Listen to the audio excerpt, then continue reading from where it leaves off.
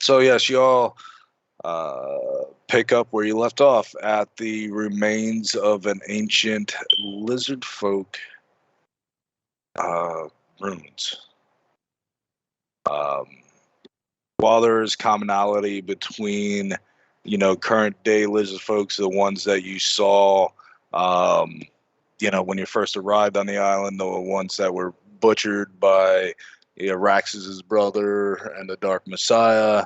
Um, they are quite different. They seemed, while primitive on first look, highly advanced in various different areas. Not like super tech level or anything like that, but their understanding of the cosmos, the realms, how they overlap, um,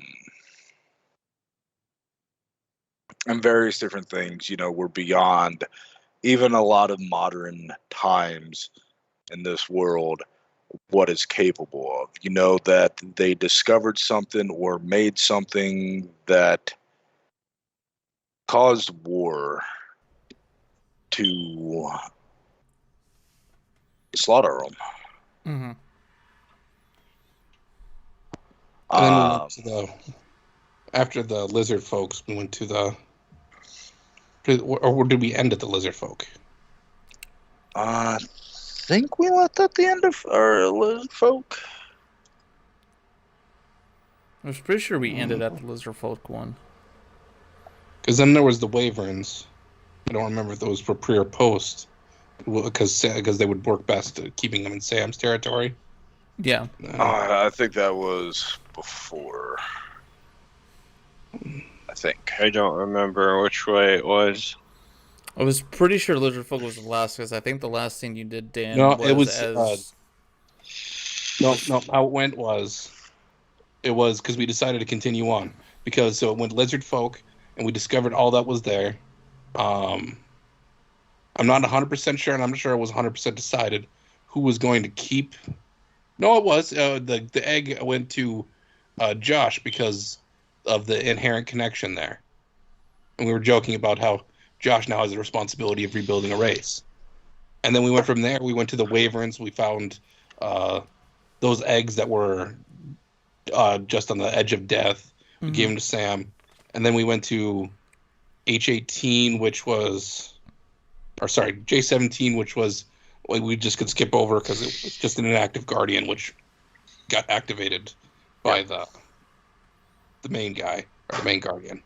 H18 was the Wyverns. F16 was the treasure hoard that had the golden ion stone that we looked up. I-15 was the hill giant's lair that the hill giant had already died in. Mm-hmm.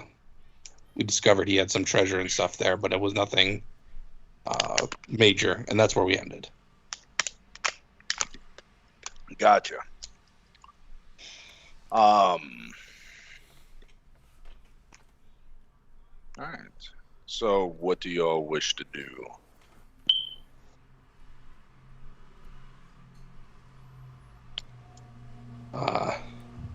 If somebody had something specific at this hill giant lair, the next square to go to would be L14.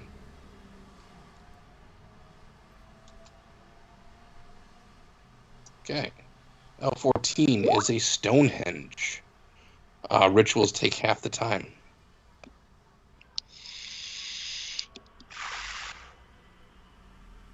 Now, you being from the first world, or descend, or closely related to it, while this is a Stonehenge, is very expertly crafted, you're not exactly sure by, was it humans, was it elves, was it dwarves? It's very mysterious in the regards of its who created it. But one thing that you do notice, it also serves as a fairy circle, which is, it can be used to cross over to the Feywild generally, or this is where very powerful Fey reside, or any number of things. But fey circles or fairy circles can be mushrooms, it can be flowers, it can be stone hinges, any number of things. But it's a very connected focal point to the first world. Okay. So that can be cupcakes? Yes. Cupcakes. Let's hope we don't go there. The Keebler War of yesteryear was a terrible time. Cookies, cupcakes, the carnage.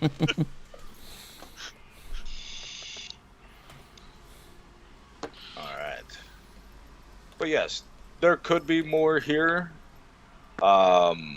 It doesn't seem as powerful as the fire lodestone or the earth lodestone, so you're pretty sure it is if it can be used as kind of a cross between the realms, it's a one way in comparison to the two ways of the two stones.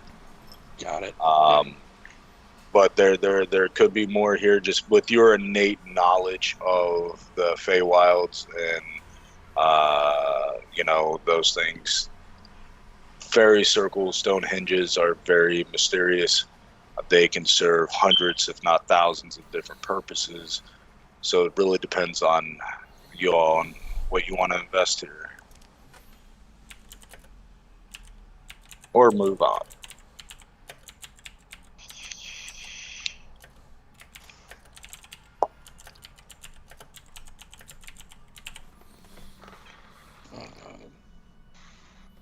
Anybody? I'm not sure what to do here. Nothing really jumps out at me either. I'll take a closer look at the phase circle just in case I notice anything that's unusual about it. So, crafting? Because I can use it to identify magic items. I don't know if it would work to identify magical constructs. Or if that would be in nature. Hold on one second, answering question.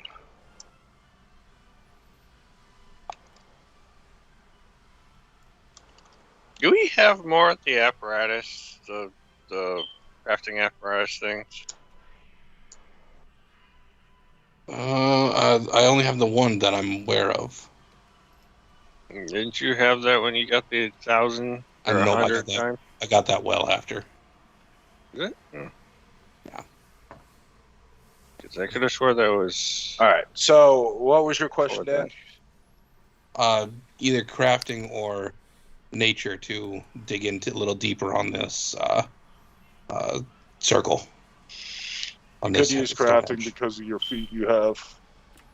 Okay, I will do that then.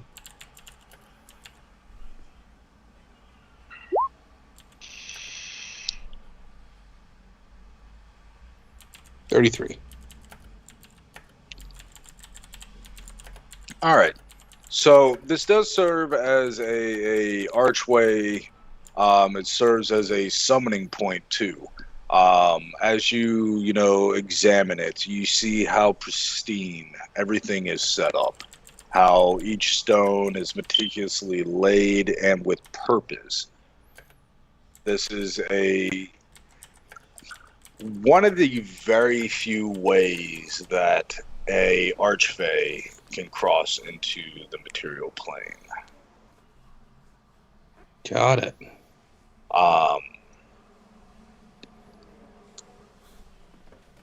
Such as you get the idea. Reason why some of the items that are on the map, you have one of them is here is because they most likely cross through this one, or if there's another one within these chains, that this is how those items ended up here.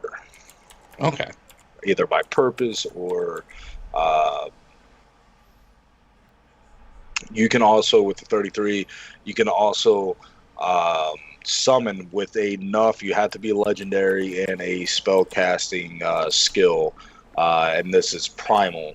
You have to be legendary, and you can manipulate or you can force elements of the first world basically on all adjacent hexes by interacting with it, such as time displacement, the chaotic natures, any number of things. Basically, any of the traits of the first world, you can impose onto the material world within the hex and all adjacent hexes. Okay. Alright. But that's what you glean from it. I let the others know what I discovered, and then, unless someone else has something, we can move on. Yeah. M13. That is simply an abandoned mine. After spending time searching through it, this was a the threat levels here are minuscule in comparison to your current level. So unless you want to actually play through the clearing out of the aberrations in there that are severely below your level, I'm good. you know, you dispatch them. And you notice that this is a mine that houses silver, gold, adiant. I can never say that word. Adamantium. Yeah, that one. And it is +4 production. This was something for the kingdom building that we don't use because we forgoed it. But yes.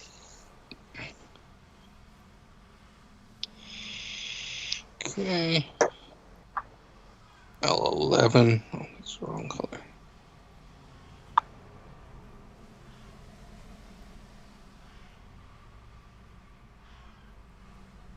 Alvin and Dwarf ruins. Crafting times and ingredients are a quarter of normal. This one's pretty straightforward. What was listed there is no hidden or no rolls needed. This was a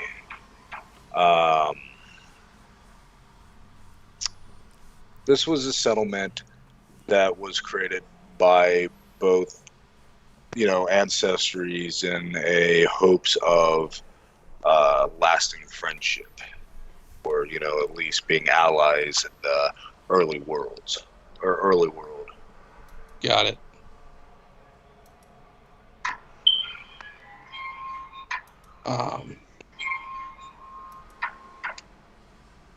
I let the others know, and I said this might be something to let your brother know about, to Chucky. Probably. When he gets time. The list keeps getting longer, I swear. Yeah. M10 is another Melora's Grove. Pretty straightforward what each Melora's Grove. This is a lesser Melora's Grove. It's not like the one where her temple or her main temple is. And it is pretty straightforward of what is listed.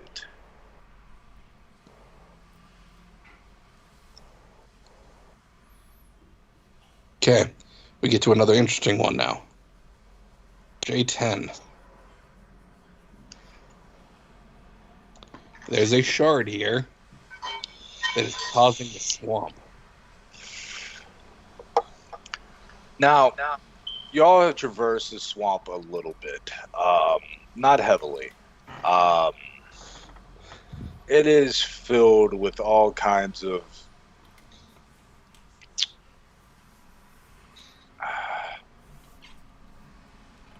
decay. It is filled with pestilence. It is filled with, a number of things. When you examine it, it does have the taint of the Four Horsemen.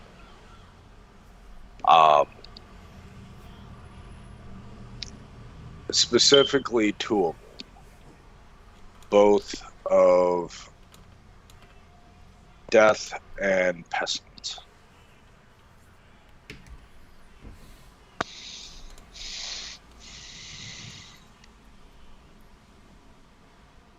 Hey, could you say that one more time? Because something phased in and out of my Skype. It is a shard that is connected to the horsemen, specifically two of them, both death and pestilence.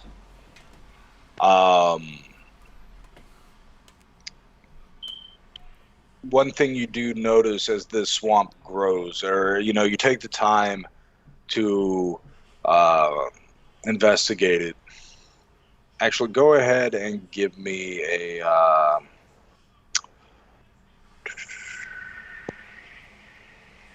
Let me check my notes here real quick. Give me an occult roll or a religion roll.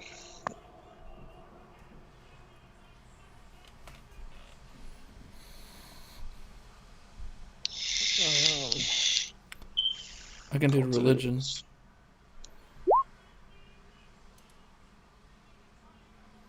I'm going to go ahead and token that one. Mine wasn't much better. 27.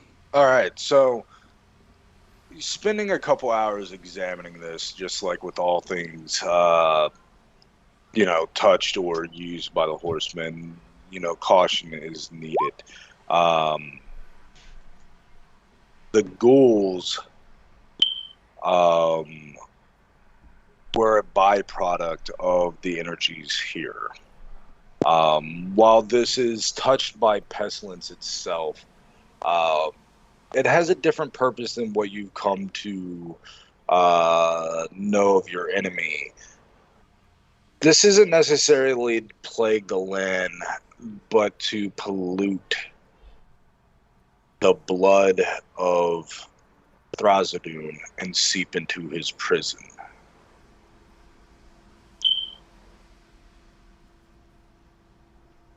Okay.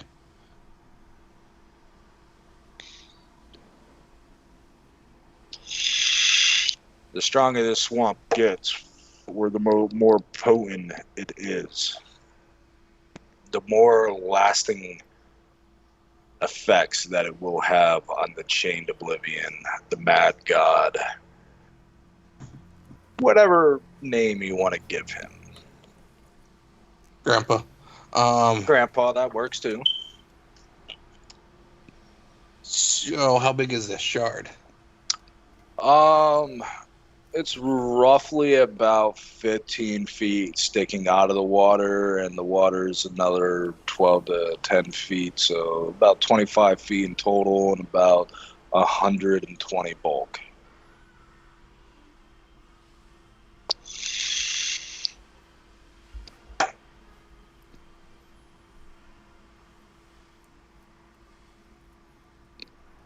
So, people, unless you want something to do here, or want to do something here, someone's going to begin to try to destroy the thing.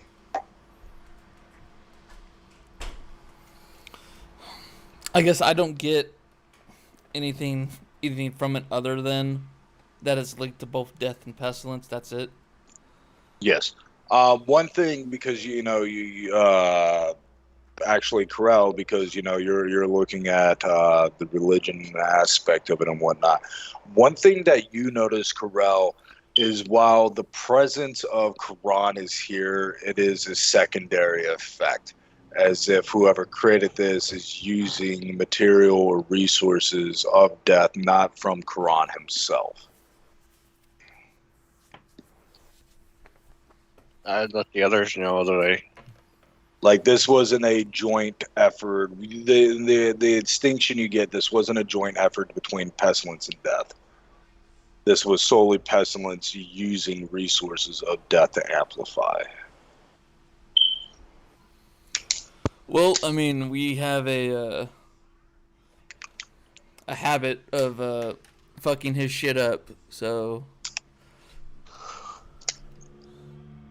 Right.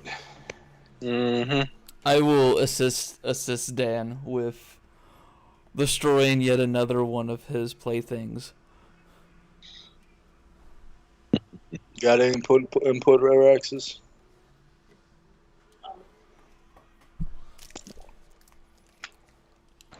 I can assist. What would you like me to roll? How are you going to go about, or what are you doing, Solon, to try to destroy it? My thought process was I was going to find out what the 3 highest health total creatures I can summon are and sacrifice them to use my Phoenix sacrifice ability, and purify the fucking thing because it's radiant damage. Okay.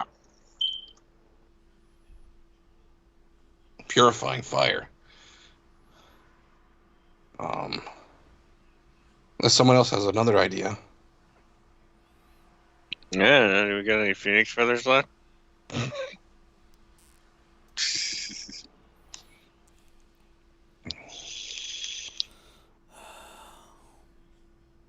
I think the only one that had one left was Rambo's original character. yeah, I can't remember his name. Either can I.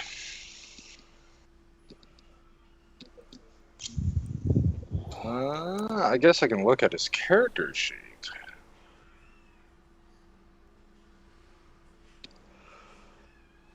Zerpie.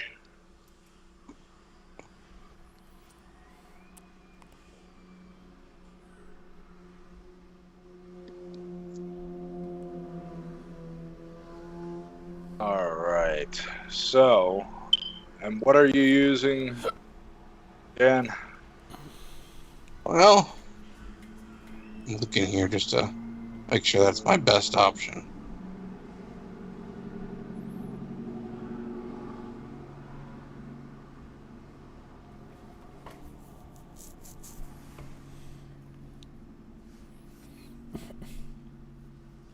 I'm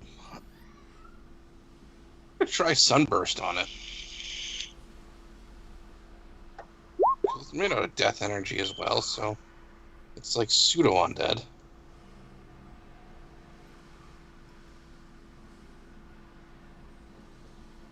Oh, it didn't roll the damage.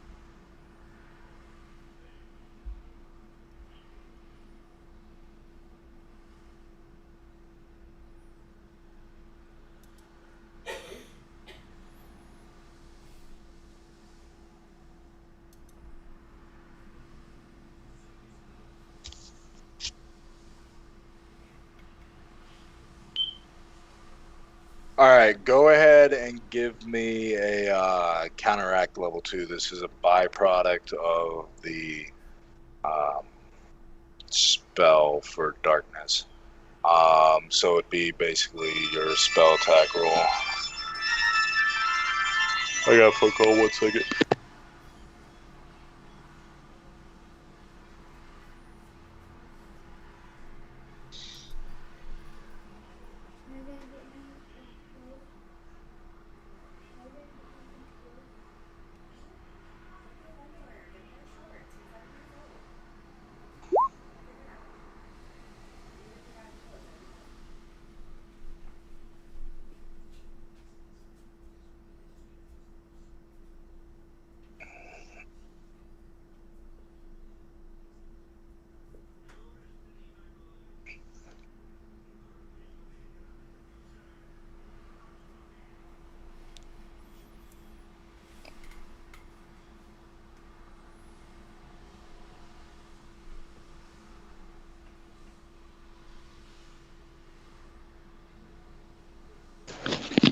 All right, sorry about that.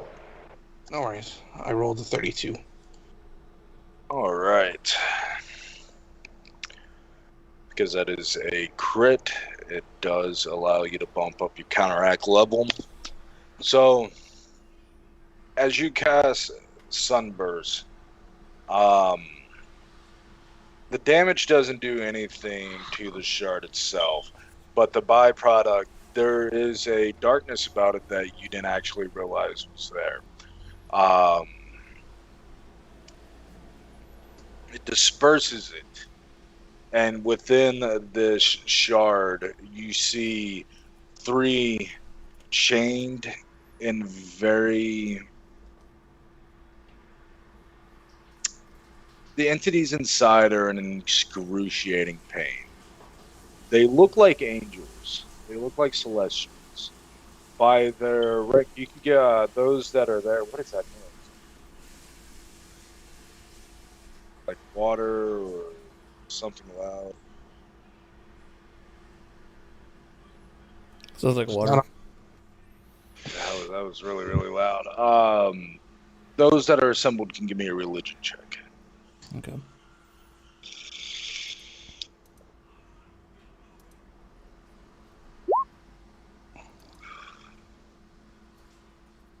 Sam, you can give a religion check if you want.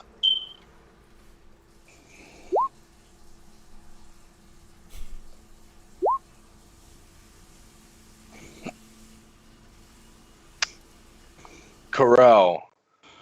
You notice that these are basically high-ranking Seraphint of Sarenrae. Seraphim being the highest rank of celestial angels.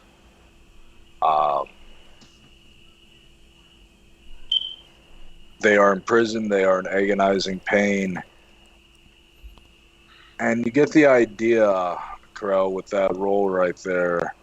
This is one of the ways that the enemy has used to suppress the healing and purifying light of Sarenrae within these lands, as it's in it's in such close proximity. It's proximity to the Temple of Sarenrae.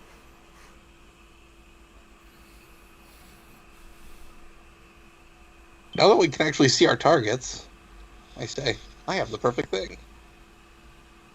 I point at their manacles. Unlock. All right, what is the wording on unlock? Any lock, magical or otherwise, with a DC under that of my spellcraft DC, automatically come undone. Okay, what is your spellcraft DC? It's 10 plus your spell. It's 29. 29? Alright. The manacles break off.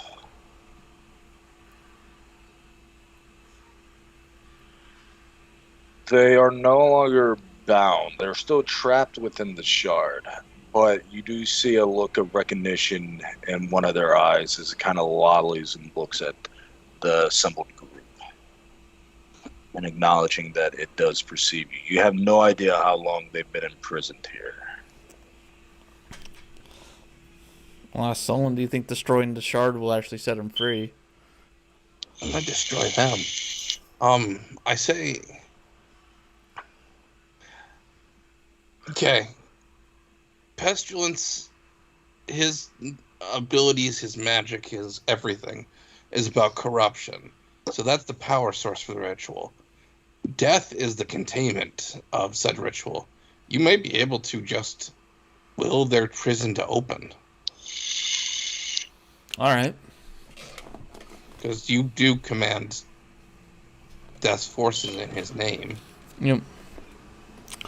I'd suggest getting out your scythe. Yeah, I'd get out the scythe and I just touch the blade to the shard. Okay. Go ahead and give me a raw wisdom check, good sir.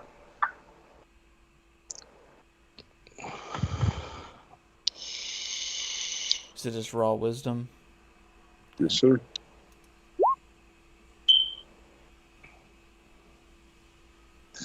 That is what you needed. Hey, there you go. The property of death, what is there, just gives way. And then you see what materializes is an ethereal sphere. And you know it to be a just gathering a gathering of souls. These are, looking at it, these are some of the most reprehensible souls.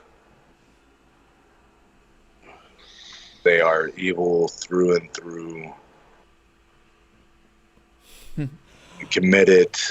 While you don't know the exact crimes and sins they've committed, the aura that they pulsate is extremely strong.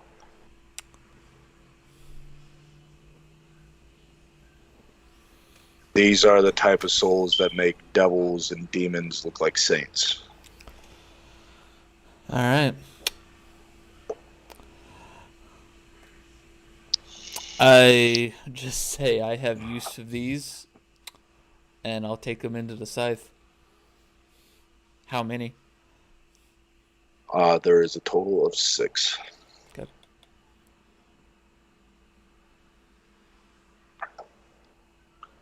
All right.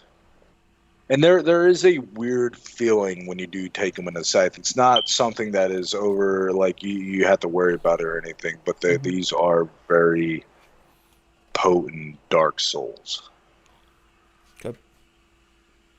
You can get the distinct feeling that even though that they were put here and they were used as a power source for this, the amount of suffering and cruelty that was inflicted on these 3 angelic, high-ranking entities, they got perverse pleasure from it in a way that is unsettling.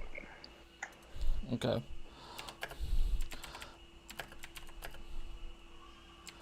Just because I'll need it for later, Zedek, about what level do you think these are? Oh, 6 of them were level 21. Yep.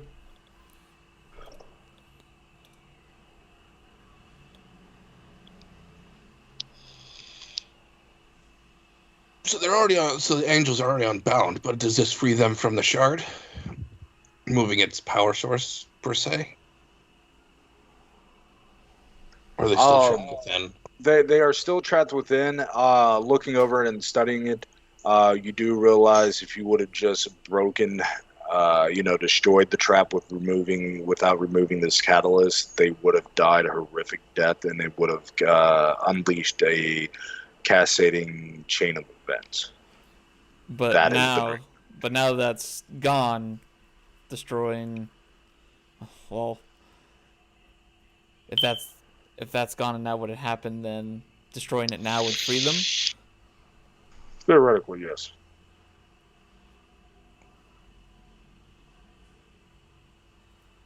God, I wish I had that scepter.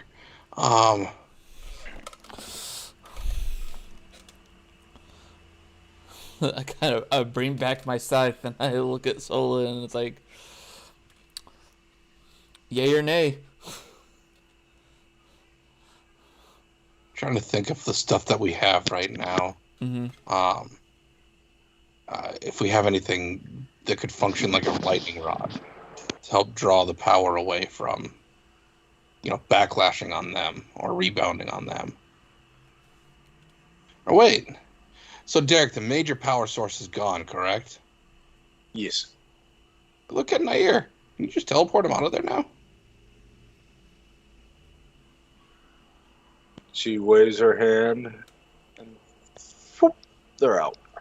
Hey. Now we can go hog wild on this. Take a step back and let the barbarian and the reaper do what they do best. I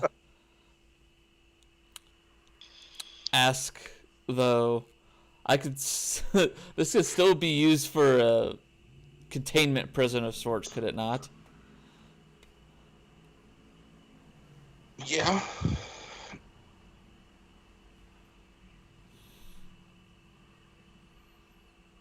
You need a power source, but yeah. And it still exudes fucking, pestilence. Yeah, I don't want that shit right now. I'll attack, destroy it with Chucky. You do know that while you all are immune to the disease and pestilence that's coming through here because of your various blessings from the animal lords, you realize that anything stronger than this by the horsemen of pestilence will actually begin to affect you. You can kind of feel that, you got kind of cold sweats going on. Kind of feel a little nauseous. Nothing where it's actually taking effect, but you soon do realize a unchecked pestilence can eat through your immunities of disease and poisons. Okay. All right. I'm looking after the angels right now. They can decide what they want to do with it. I think they're going to Hawk Smash. Yeah. All right. It's easy enough. You do destroy it. You bring the shard where it's in pieces. Um, there's still chunks of it. You would have to destroy it entirely. Both you lack the means of destroying it entirely.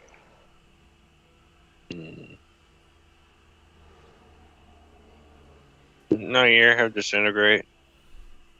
Yeah. And I'll launch a bunch of sunbursts as well. Now you're. 'Cause that's fire and positive damage. Um, It's a burst.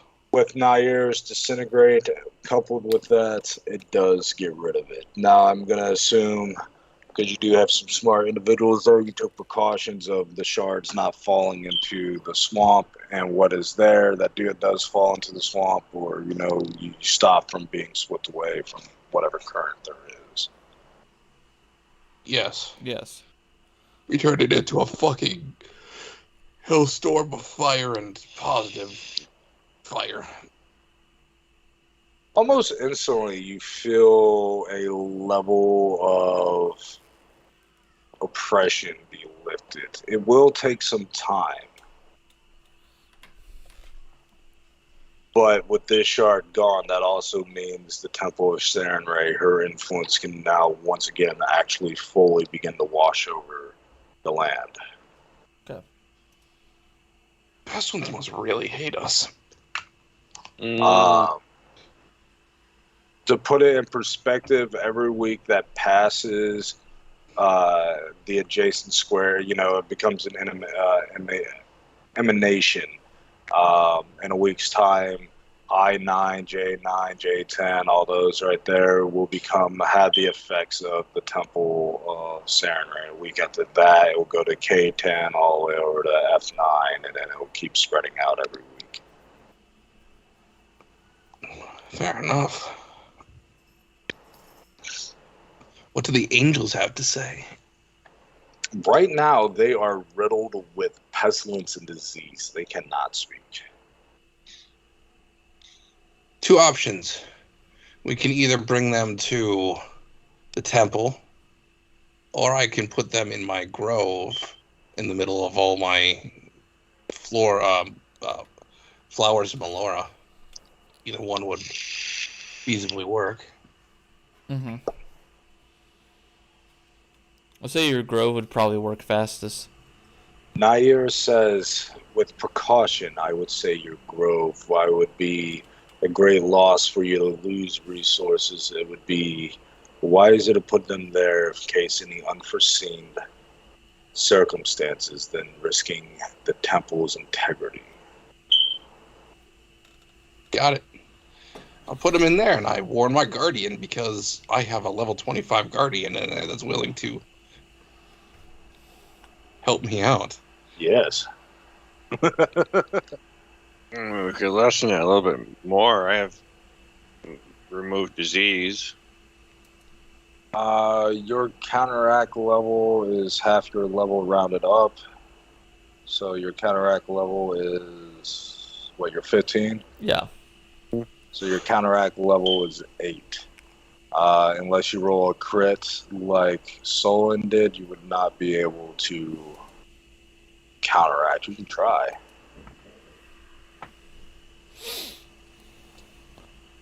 And if I fail, would it backlash onto me? You have no idea. This is pestilence you're talking about, so possible. It has happened before. Mm-hmm.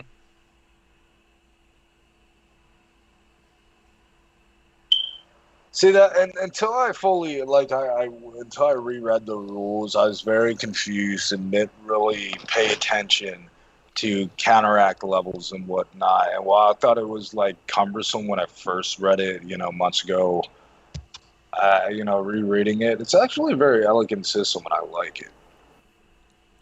I like the counteract levels and whatnot. What would I have to roll if I tried this? What spell is it? It would be divine, so religion then? It would be religion.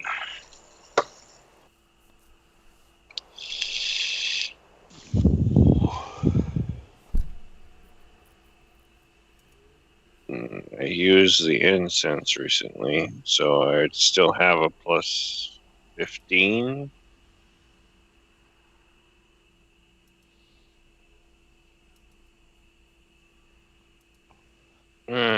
Jackie would try.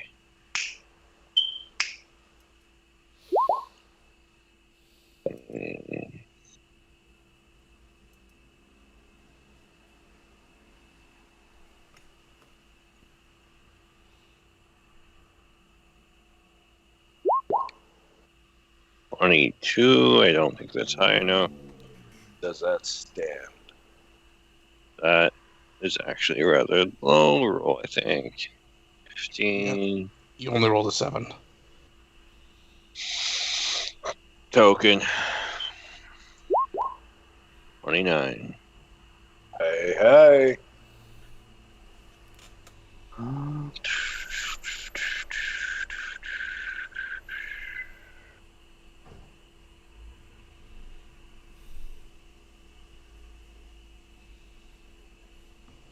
Second. That is not a critical success. I need you to give me a fortitude save and a will save.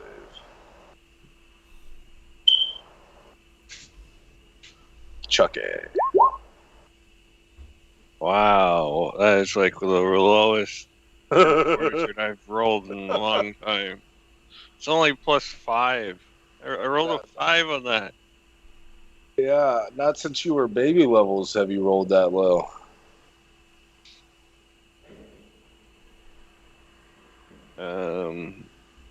I actually have a hero point. I'm gonna roll my will first. And I'll decide which one I want to re-roll. That's a 6. All right, you spend your hero point on one. I'll spend my hero point on the other. You cannot spend a hero point to have somebody else roll. You I have can a use token. a token. All right, yeah. Technically better. One much better on the fortitude. Technically better.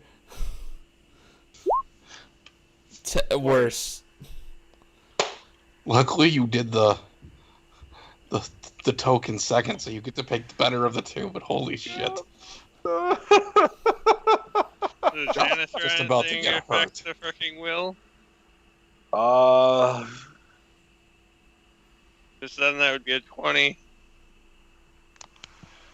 All right. For what, the will?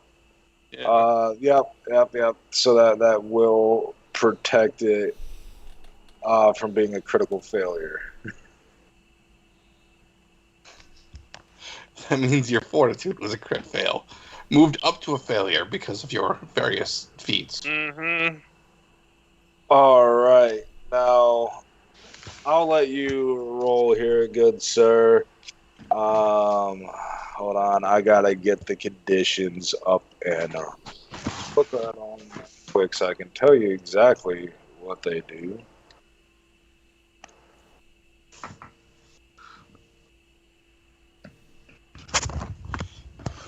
Oh no!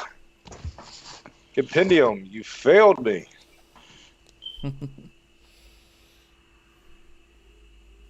I'm starting to feel like hot garbage. Sam, you got your boyfriend sick. Good job. I tried not to, but he's the one that's always wanting like affection and attention and stuff. I know, he's so fucking needy. God. I am.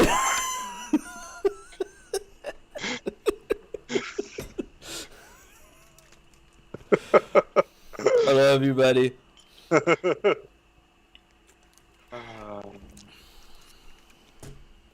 All right, go ahead and roll a 1d4 plus 1.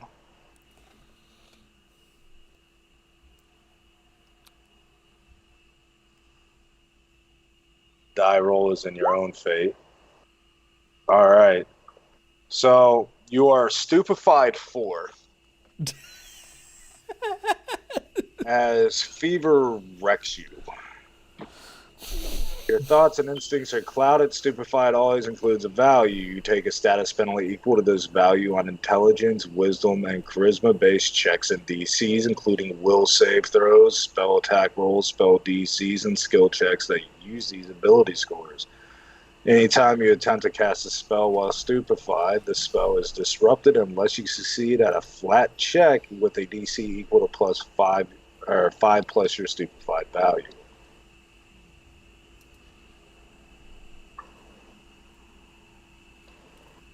Mm.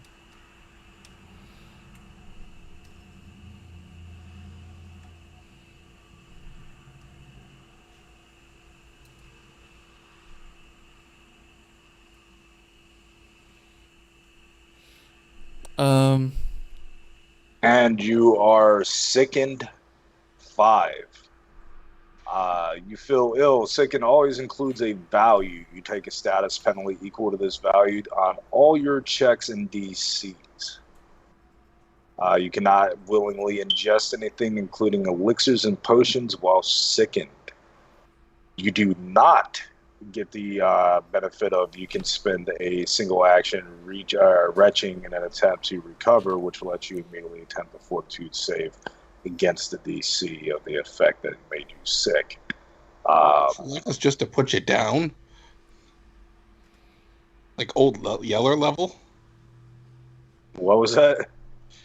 Should we just put you down, Josh? Like old Yeller?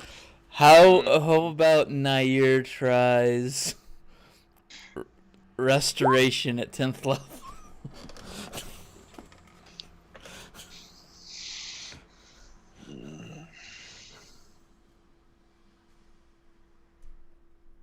Do you have 100 GP worth of diamond dust? Gas disintegrate on this diamond. Yeah.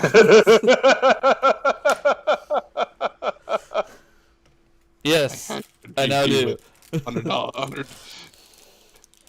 I have literally lots of gems written down, Derek. I have no problems with this. All right. Yay, party teamwork. You can have her give me a religion check. Say it one more time. I need a religion check from her to counteract. Look at just because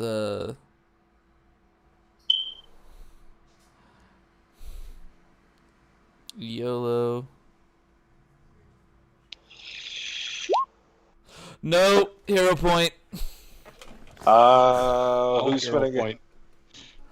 Oh, 0 point. All right. Wait, no, hero points can't be used on another person. Yeah. Does anybody have a token? I mean, I'll allow you because she's your NPC. I will allow you to use your hero point on her, Charlie. okay. But he used his hero point. Oh, no, he didn't. Nope. You use That token. was that. Not a 1, please. Hey, it's not a 1. All right. All right. So, let's see.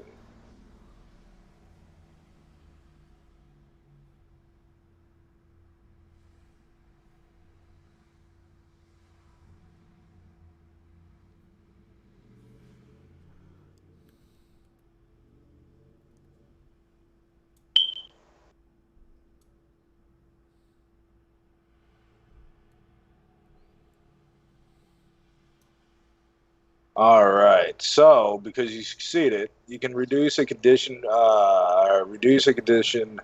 The value of the target's clumsy, enfeebled, or stupefied condition by 2.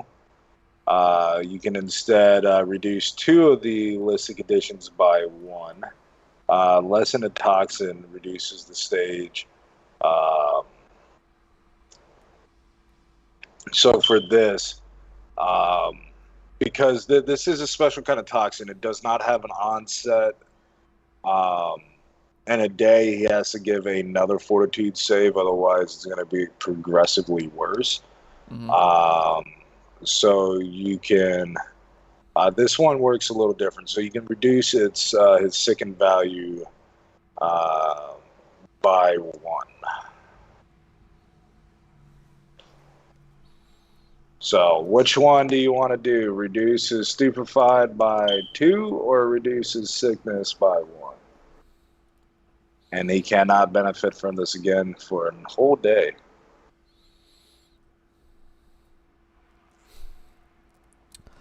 Look at it. I think it's like easier to just bring him to 0 and then let's bring him back.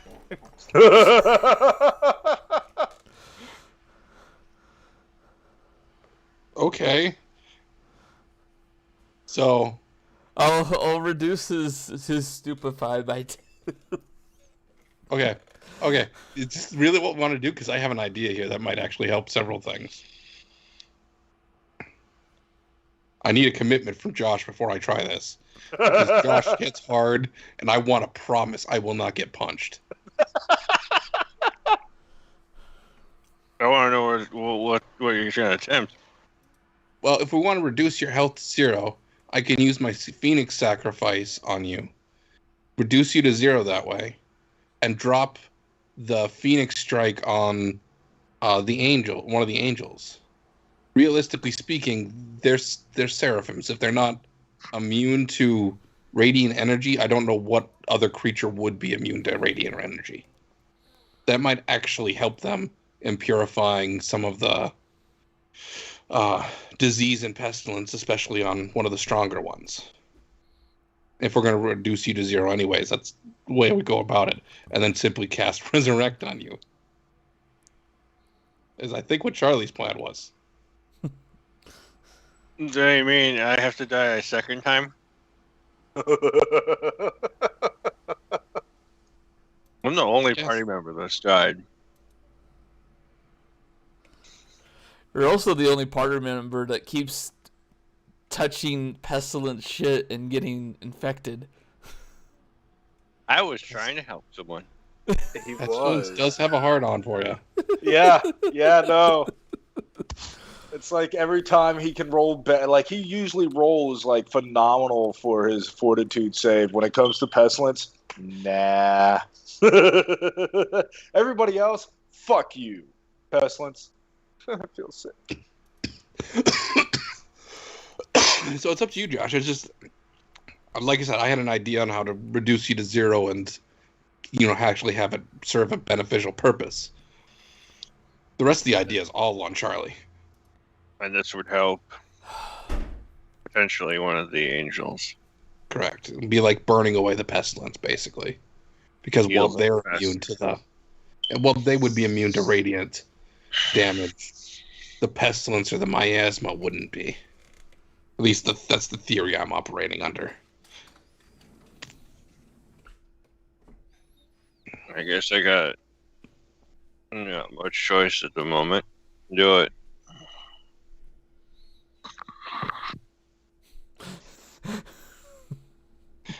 That's what I do, Derek. I extend my hand, and as the energy leaves Josh, it forms a radiant, fiery phoenix and strikes at whichever one I think is the lead angel. Okay. Charlie, I'm hoping you're focused on the Chucky aspect of this.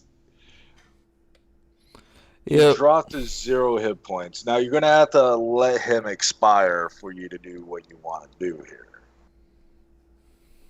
Because just dropping with 0 hit points doesn't automatically kill him. So I'm assuming none of you are gonna try to resuscitate him, heal him, or anything like that. Yeah, both me and Nair are above his body. Not laughing. Not pointing. Alright. So unless you deliver a killing blow, he does get attempts at death saving throws. By rules is written, he gets them no matter what. You can't forego not doing it, but It's like trying to stop yourself from drowning. It's just inherent that you're going to try to stop, even if you... yeah. So give me a... That went dark. If I Well, kick yes. him, if I kick him, does that automatically fail 2 death saving throws? Only if It you has to be an crit. attack. What is It a has to kick be but an an attack? You can tap someone, you can move someone with your foot. An attack is you intend to inflict damage. You have to do something that is above and beyond a simple love tap. You have to go for it. You have to commit. So are you committing to killing your friend? God, no. All right, give me a death saving throw, Chucky. He can't fail these. Like I don't know how he It's can. a flat check. It's a flat check. It's just like death saving throws in D&D. It's a flat check. Yeah, except I have toughness, so I have to roll a 9 or better.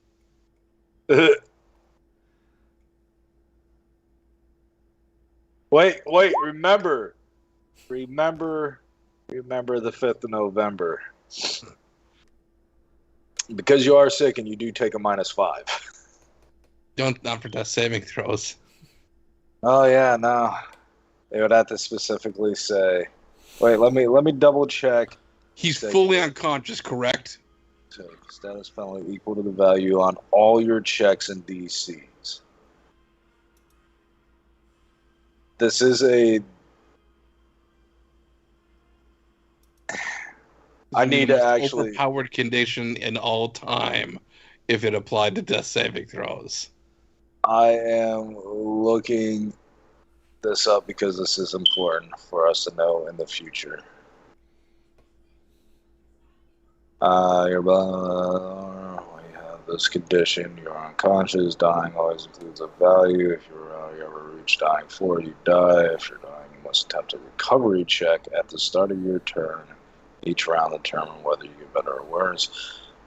If you lose dying condition, you go to 0 hit points. Oh, that's right. This is dying condition. It's been so long since we've been here that I've forgotten. Yeah, it's not a matter of negative going into negatives. You actually get the dying condition and then dying 1, dying 2, dying 3, dying 4. Yeah. So he's not unconscious. He's just hurt. Yeah. So now you actually got to poke him.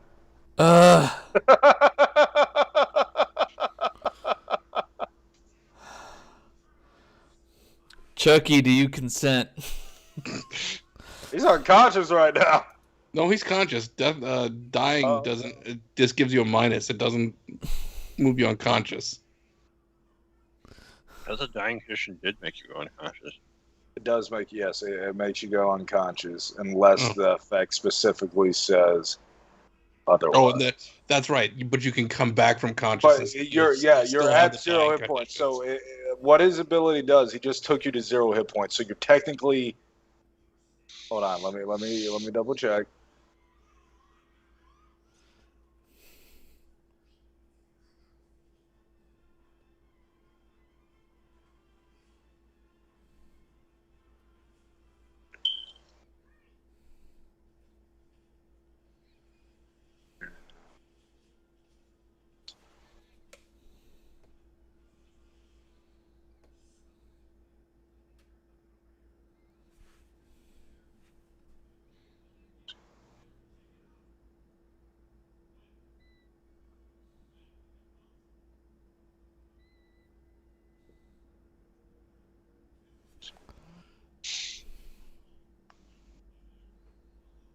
Okay, you do automatically gain the dying 1 condition. All right, that's what I was looking for to make sure.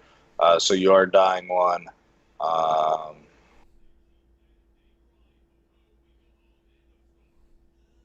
Been so long since we did this. Yeah, I know.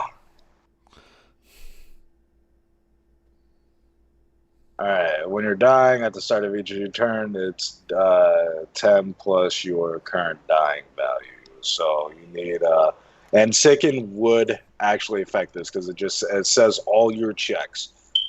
The recovery check specifically says it's a check, so unless I can find a source to say otherwise, you do take a -5 to your death saving throws. So it's a 12. I still succeed. Still succeed. He has 1 success. As Stolen's over here tending to the angel that is becoming better, You also see your buddy becoming better. Ish. He is plagued with disease and all kinds of fuckery, but you see his breathing get more stable than it was.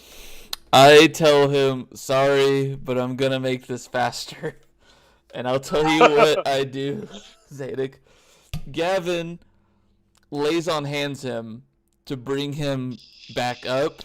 Nair points a finger at him, finger of death.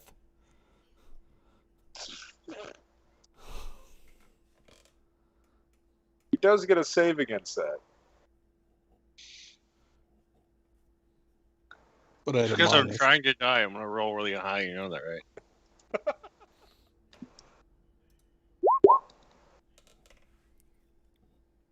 Oh, really? A fort save? If you roll fucking high on this, I'm gonna hit you across He the does take fucking a -5.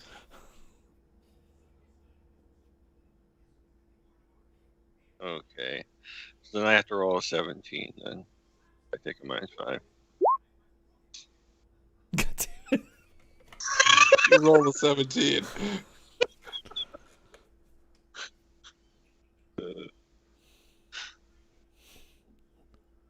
Like I said.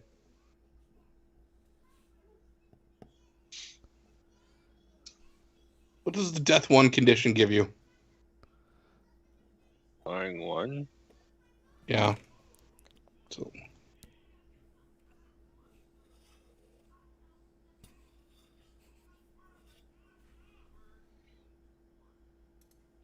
Oh, that's neat. I didn't realize that was on the character sheet. Hmm. Oh, there in the conditions bar underneath your resistance to immunity, you can actually click on dying, and it actually goes blinded, flat-footed, unconscious. Derek's gonna be a second. His computer just shut off. Oh.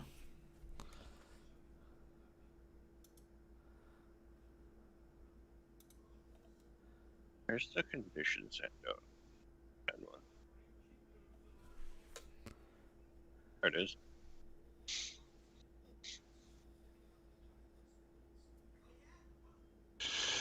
Your boy.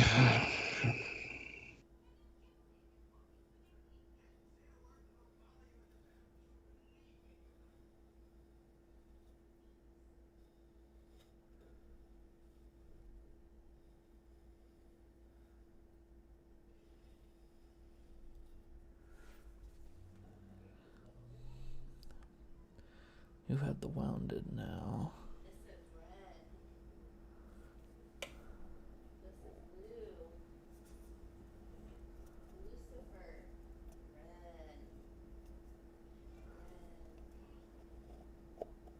So, Derek and I would have started at dying condition 1, succeeded, and been back at 0.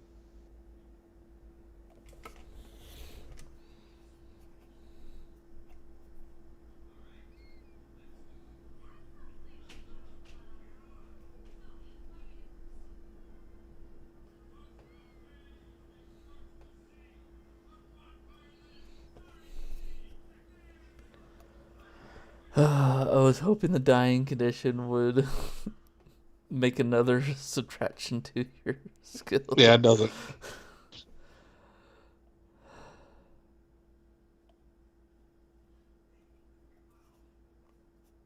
And neither does the wounded condition. I just looked. Yeah, I did too.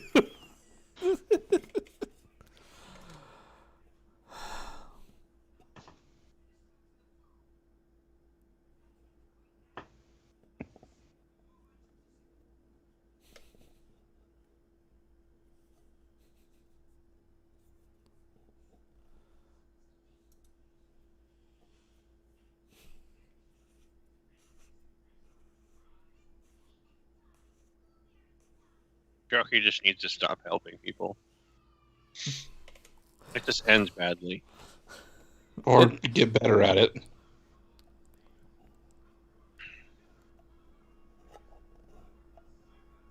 The only way I can get better at that would be to actually level up.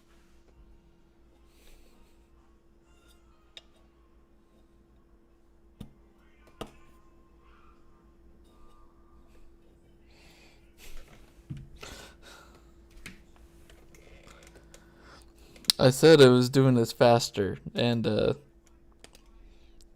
it's not being faster.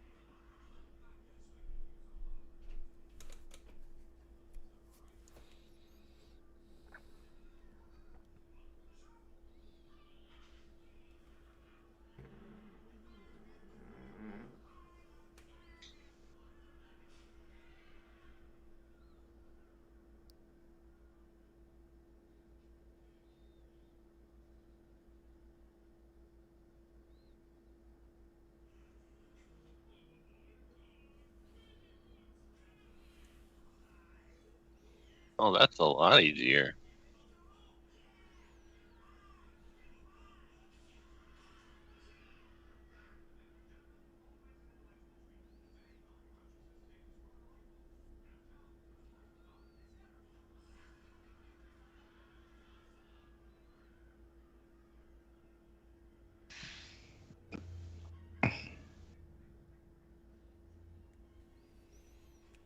Right, Kana's -3 now.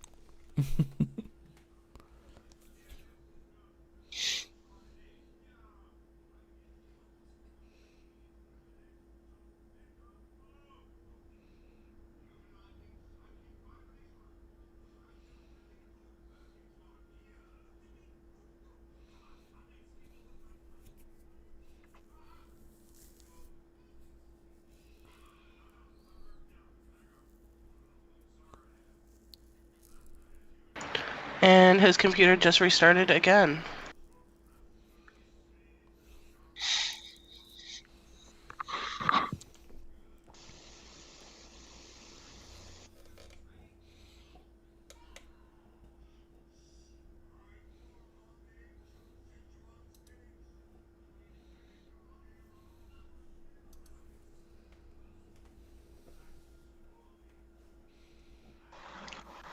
Is it going through an update cycle or something? Yeah.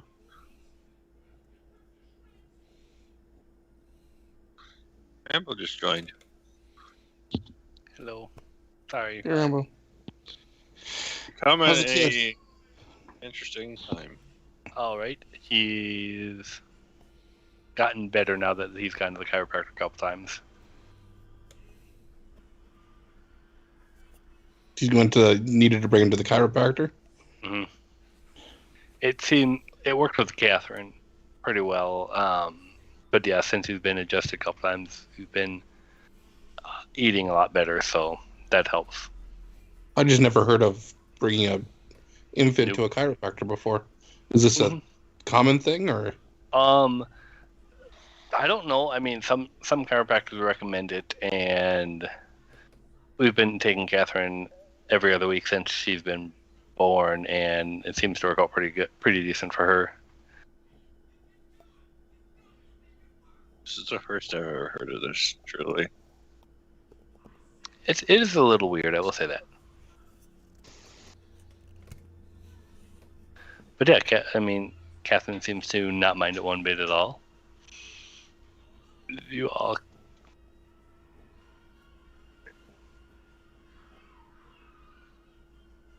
Are we on a short break?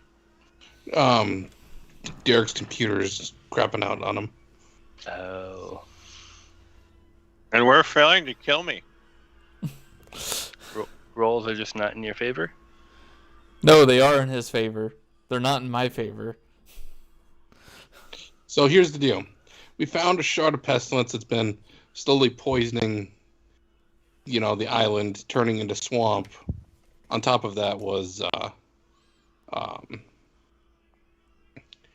poisoning my grandfather down below. And turned out that the three seraphim of Meloras were trapped inside, as well as 6 supremely evil souls were trapped in this shard that were doing the corrupting. We freed the Seraphim. They're recovering, but they're badly infected and the like. So Chucky went to go on and try to attempt to remove disease on them.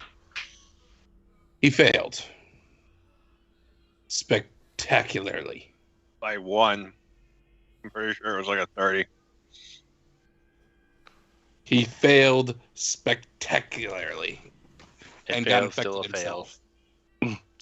I was waiting for that to happen, considering you failed. And because he failed, we have nothing that we could really do to heal him effectively. The thought process would be so much easier if we could just, kill him and then cast Resurrect. Him. Skip all the drama. And I'm like, if we're going to do that, I can bring him to 0. I can use my sacrifice spell, the one that allows me to sacrifice an willing ally's HP and do radiant damage, and basically direct the radiant damage onto the angels because they're immune to radiant damage. And maybe help purify some of the miasma and pestilence that still resides within. That's where my part in this ends. And Charlie's... So, Chucky's at 0, and they're trying to unsuccessfully kill Chucky, but no one really wants to commit and actually, deal the blow and attack him while he's unconscious. And he keeps succeeding on fortitude saves and death saving throws and the like. Sounds like a personal issue there, Josh. You're failing at failing. How does that feel?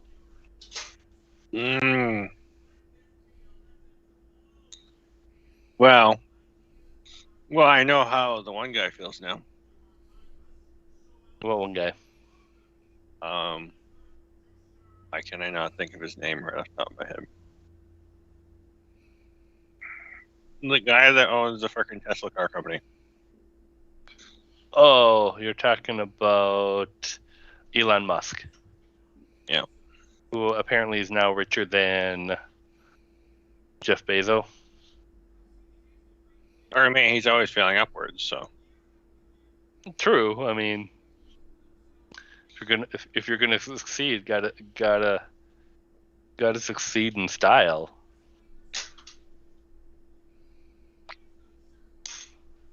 Jill laughed when he took a baseball bat to his car, saying, "This won't break anything." Breaks the window. I saw the headline that he's now richer than Jeff Bezos, and it's like, okay, guys, enough's enough. I think at a certain point, I just give away the money. I wouldn't care. Well, he has a goal. Do we want to know this so-called goal? Oh, he wants us to become a multi-planet species. Okay. To that end, that's why he's constantly... the companies he buys are all a means to an end. He needed to create a electric car company because he needed a company that would work on making batteries better, because batteries are one of the biggest hindrances to extraterrestrial life, because you need something that will store energy long enough to actually be worthwhile. To do something. That and the ability to make electric rovers to go on these planets wouldn't probably be exactly, bad because it's either. very unlikely you'll be able to get enough fuel up there. Well, could you imagine the weight? A giant thing of fuel would be compared to a battery? Correct. So he's been constantly working. That's the whole point of Tesla. The whole point of Tesla is to work on improving both the cost and efficiency of batteries and electrical vehicles because of that. He has several other companies that are specifically built to perfect technology that would be used in such and be used in the spatial environment. And then his next step was, after he got all that money, after he actually became rich enough to actually for it to work, was SpaceX.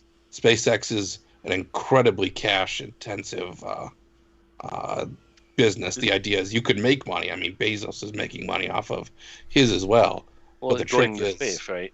yeah, Well, the amount of money you need to actually successfully get a mission off the ground is insane, and there's no guarantee you're actually going to uh, succeed in being able to recoup your losses.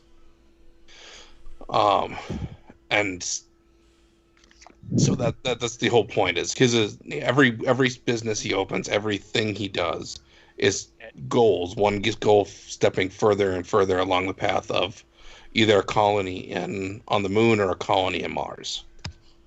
Well, I'd probably imagine the moon first, because that'd be a good launching point to Mars. Well, there's an honest question on whether or not you just put a satellite around the moon, as opposed to actual colony, because, well, there isn't much of an atmosphere on the moon.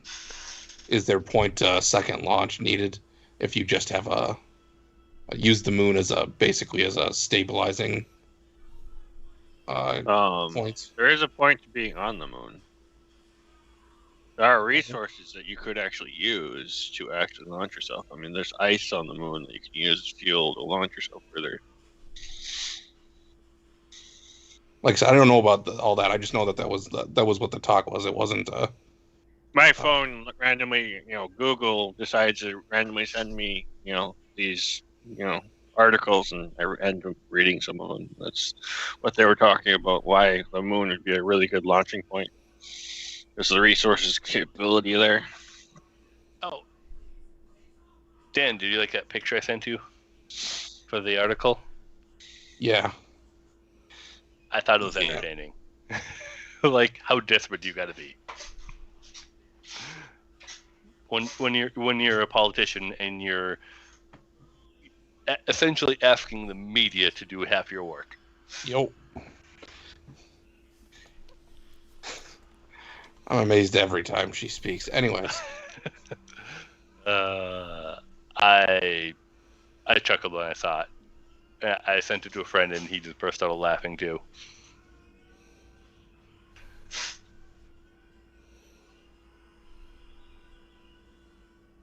Okay.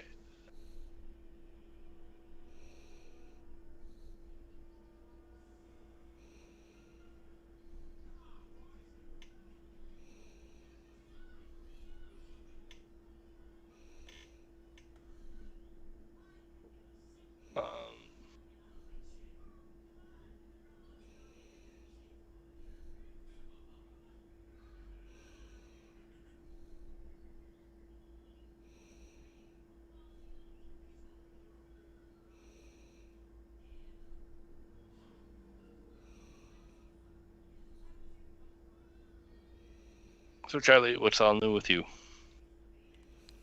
Nothing new. Work, gaming, work.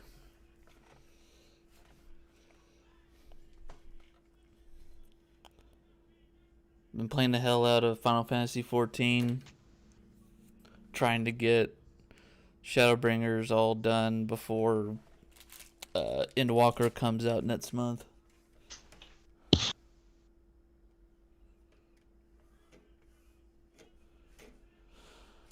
Really sad I can't get a refund on my Diablo 2 Resurrection, because I haven't been able to play it since its release.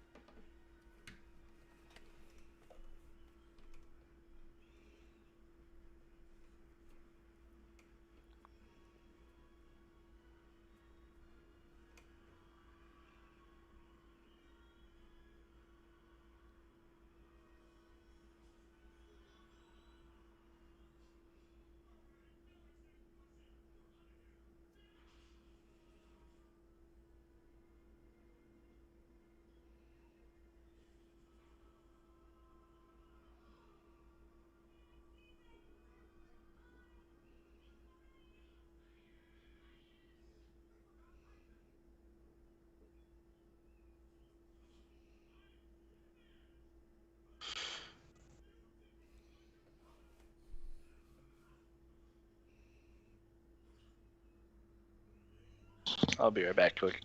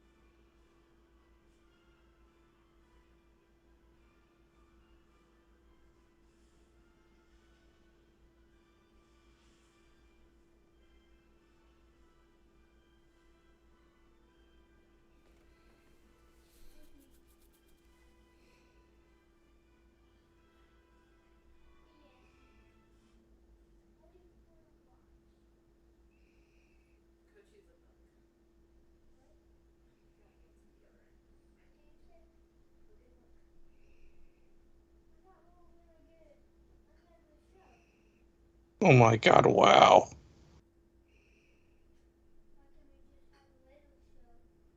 What? So, a friend of mine sent me a clip on Facebook of the stupidest thing in a movie he's ever seen. Mm-hmm.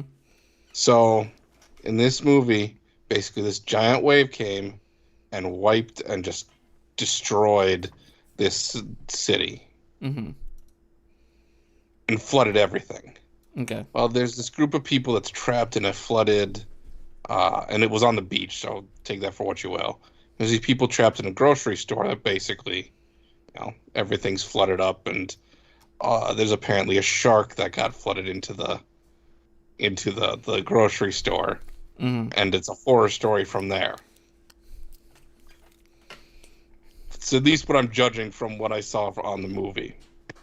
Now, they have to go into the water and secure this wire that is sparking. That is sparking right above uh, the water. So they're, in order to get by the shark, what they do is they take a bunch of like metal baskets and stuff and make a shark suit, basically. What the... I don't know. I don't know what they think that will do to a shark in preventing a shark from, just munching you right through some crappy metal baskets.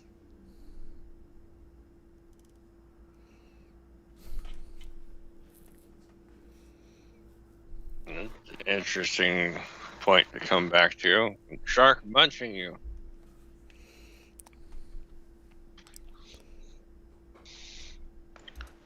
Derek thinks he figured out what was going on with his computer, so he should be getting back on. Okay.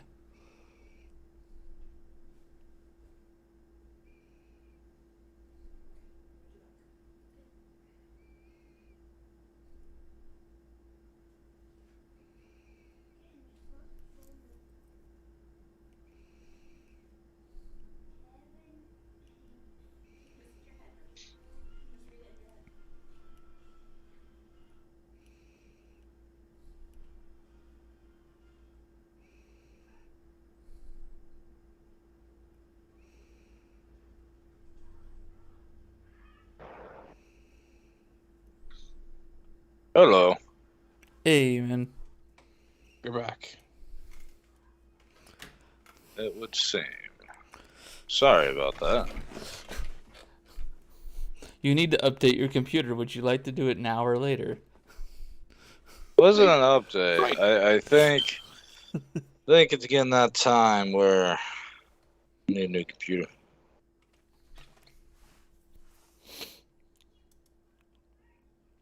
You got some capacitors going on in your computer or something? Possibly. I know it was running stupidly hot. I opened it up. It's relatively clean inside. So I do not know. It didn't give you any error messages. No, just kept shutting off and coming back on. I'll do a full diagnostics later.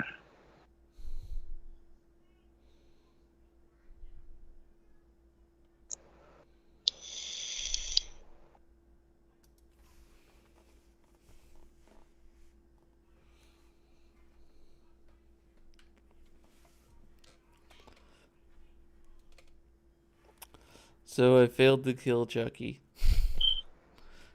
Did you really? Even with his -5? Comes to a 25, which is the DC. He rolled just what he needed to survive. Ah. So guess what? It happens again.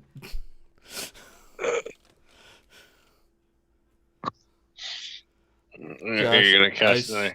Yeah, casting it again. It's the same thing. I swear. Ha! You seem extremely proud about killing your friend. That's actually a 25. I actually found a way to make it so that the sick applies. So I actually made it. Yeah, there's a condition tab on your main character sheet. If you click that, you have sickened and the value. I did that. So I 2 made it spell again. slots.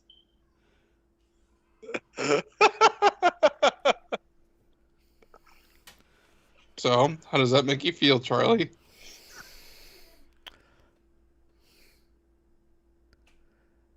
Uh,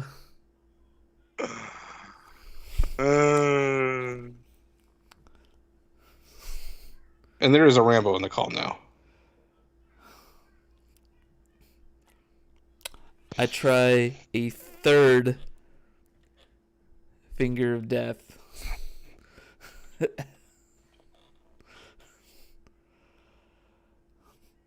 hope you appreciate all the work we're willing to go through for you, Josh. I'm surprised it's taking this much. There you go. Woo! All right. Finger death. He dies instantly, and then Ray's dead. He falls to the ground.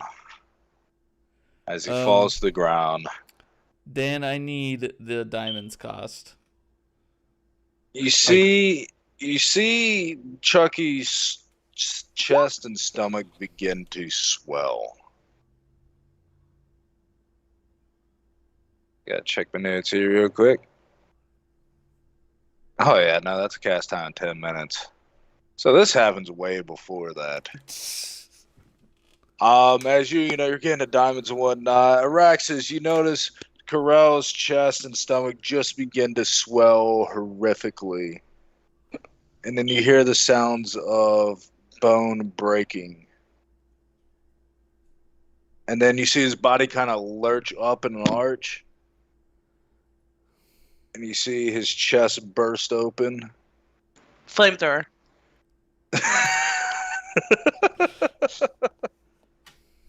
I ain't letting this thing grow up and then I get attacked by a face hugger. No thanks.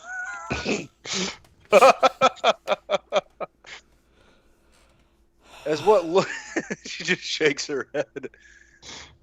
As what looks to be something small begins to gradually just grow larger and larger, and as your friends are over there, looking at the various different things, trying to get everything ready to prepare for the spell to raise him, what do? Because all of a sudden, there's this little mass that comes, breaking through, burst open. He's not screaming because he's dead. And you just see it, and all of a sudden, within a matter of moments, it's as big as you, and then still getting larger. Still looks like a fleshy sack at the moment that's just rising from the corpse, of your beloved friend. So do I metagame and want to kill it, or do I want to play it so that way this could potentially become a pet?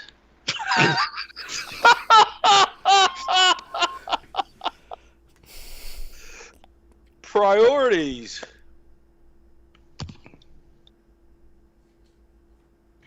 If you ever, and I mean ever, start trying to raise Alien, I'm sorry. I will end you. But Dan, they're so cute. No, they're not.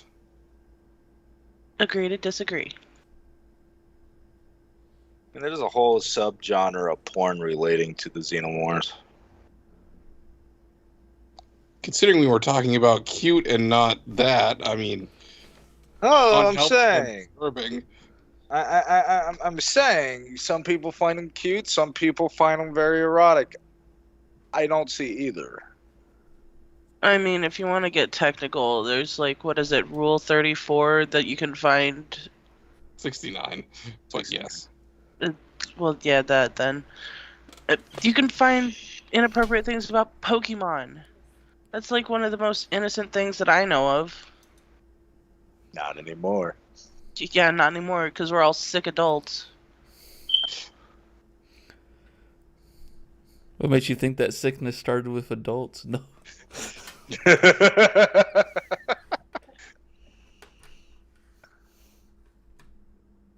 All I know what do you do? is the minute Jesse and James got a new Pokemon, it was a lick of tongue and a weeping bell. Shut up, Dan. Dan, shut up.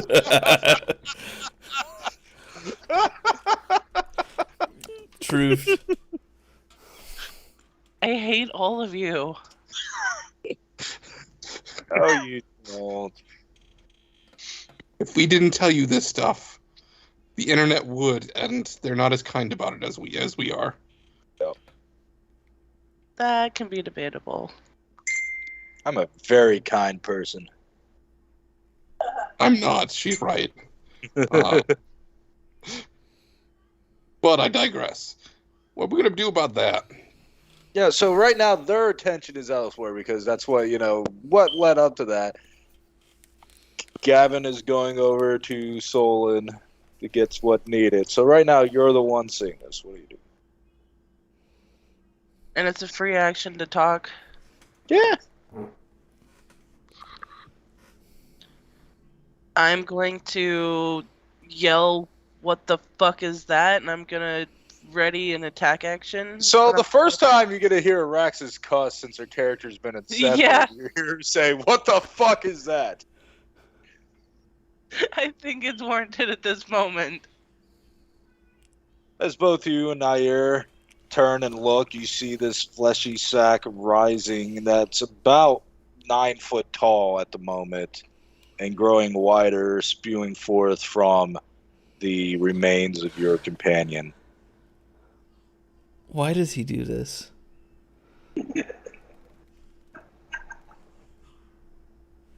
Oh, fuck. No, that doesn't work. He didn't die from a disease. It can't be the seal. You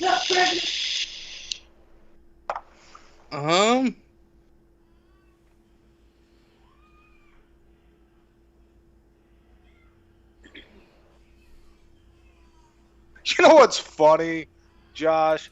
That side we did with Vigir and Xandric. Vigir was like, I don't want a face hugger bursting out of that. The fucking kind of what happened here. Yeah. Oh yeah, by the way, the issue Paylor's the second quest is done with, Wow. and the appropriate time. Well, the Technically, parameters of the quest are done with. The tumor is Yep. off the sword, and the sword is back with Paylor. Yeah, he didn't tell Baylor that it was us that did it. Didn't have to. You just had to return the sword. No, he had to make it known that we were the ones that did it. I forgot that. Then he would have fucking scribed on the blade, Solon and company are responsible.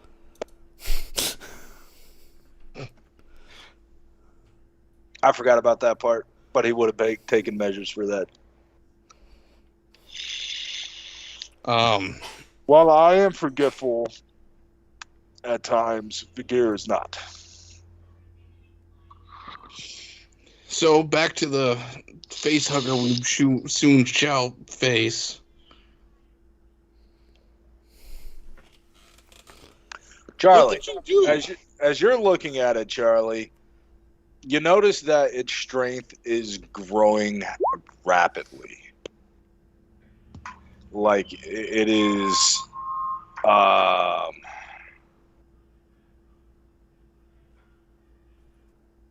becoming a true threat as far as its raw strength goes. Because you're a candidate for Horseman of Death, you do get to perceive some various different things that others cannot. It's rapidly becoming the strength of a greater daemon. Point of order, this better not have been a seal, because that didn't break the right way then. You can question it. You're pretty sure it's not the seal.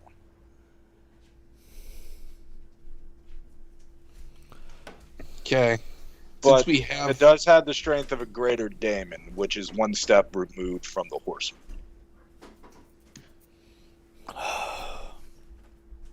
So I quickly throw the 3 seraphim in my grove. So I'll spend my 3 actions to actually put them in the grove. And shout out the wood dragon to take care of them.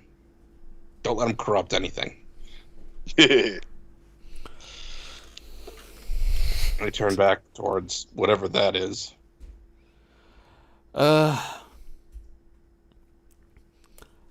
I could ask for help, but I'm assuming that's got to be real quick.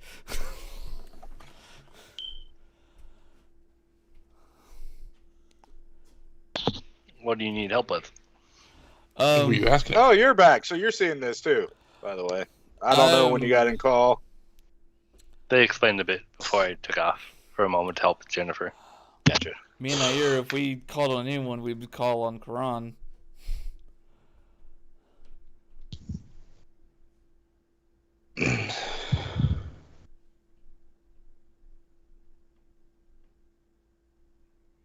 Really handy to have a cage right about now, wouldn't you think?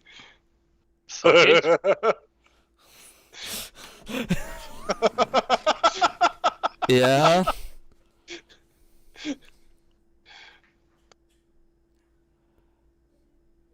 At this point, it's just shy of being as strong as the Grim Reaper.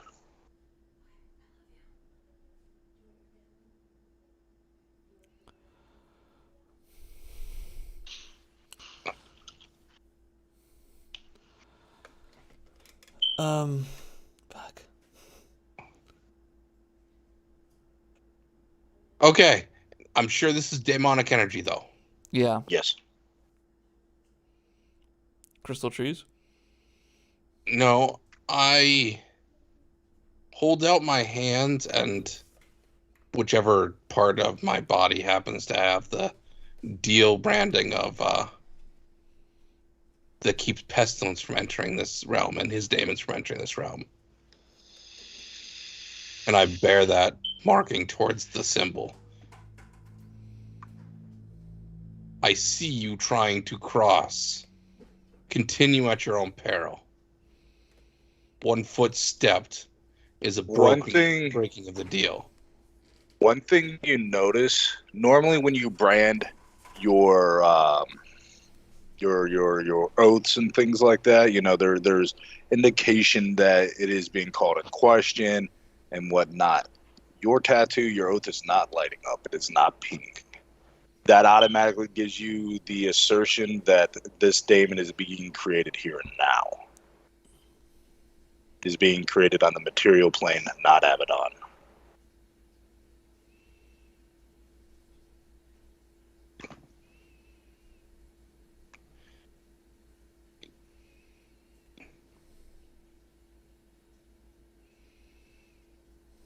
So, yeah.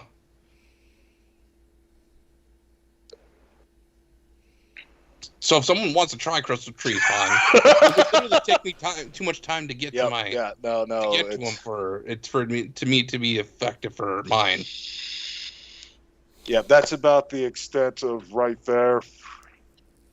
Basically, you all have one, except for Solon, because Solon just used 3 actions to teleport the Seraphint, and you definitely, I would think actually, because your free action is to brandish your thing towards them and speak, and you realize the logical deduction is that this is being birthed here and now and created by the machinations of pestilence that was placed in this crystal. So it is a new daemon forming.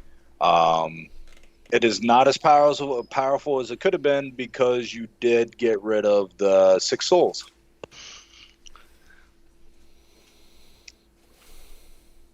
So there's that. Question. Yes. I asked the group, what would happen if we try to shatter the crystal? Would that stop everything? Crystal was already destroyed. Okay, then no. We would have put it in the crystal as a jail cell if it was still around, but no, it was obliterated. So y'all got one. Y'all got one round except for Solon. What I was getting at, you see this, the Seraphim are infected. I think you would be vigilant enough to tell your guardian precautions needed heavily because you're seeing what's happening right here. Yeah.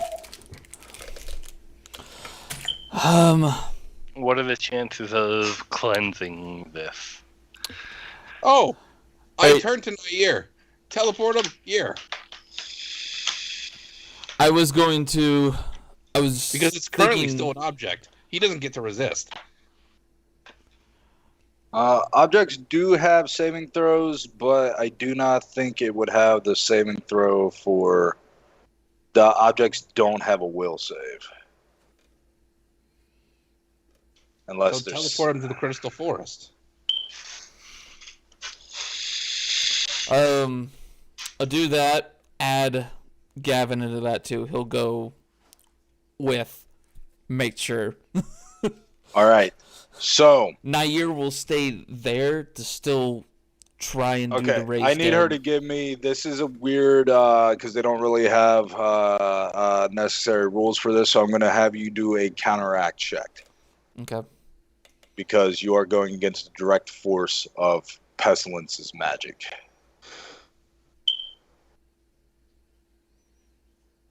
Okay. So what exactly am I rolling then? That would be religion.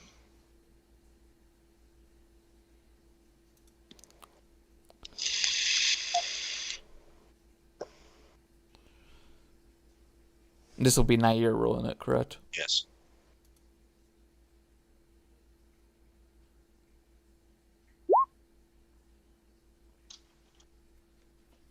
$33. Does that stand?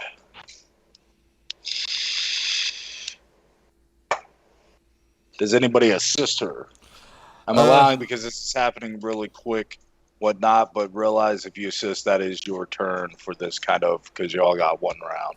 I should get one action and an assist, so. Can I assist and still go with?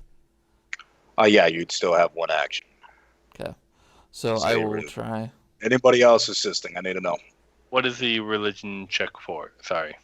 This is basically, it's a special use of the counteract because she's contending with Pestilence's direct magic instead of, so that's a +1.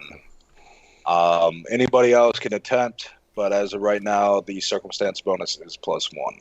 Can I use my Arcana, technically? No, this would religion? be religion. Unless you have something that allows you to use Arcana differently. I do have the 1 feat. Yes, you would be able to then. And I remember what feat you're talking about. Yeah, because it requires Legendary Arcana. Chucky farts. His body just... Farting. Don't worry, guys. He's just gassy. And...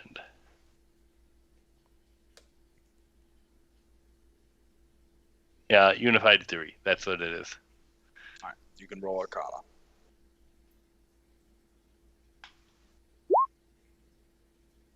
All right, still +1 unless you want to re-roll that. Though that's a 14, so that's a pretty good roll. Mm, You want to try to roll, Sam? Your I think religion's I'm good. not the best. Could roll a natural 20. You have one action remaining. Get, little girl. Team, so it's still +1. All right. Does anybody? All right. There's nothing else that I could do if I wanted to try and use another action, right? Correct.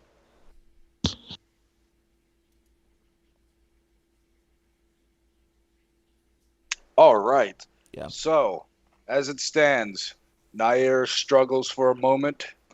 You see these kind of blackish tendrils creep up her arm, like her veins are blackening. And her, is she going with it or? I was just it? going Alright. going with it. So she teleports it. These black veins still persist in her arm, and you teleport with it. Okay. As you arrive at the crystalline forest, you know, the creative energies and whatnot, start to wash over it, and for a moment, you got that sense of hope, and then the tumor, the growth just keeps growing, unaffected, or at least not to a point where it's going to be substantial. Then at that point, the one action or the last action I would have would be to attack it. I'm gonna try and cut it open to where it stops fucking at least growing at that point. Okay, give me an attack roll.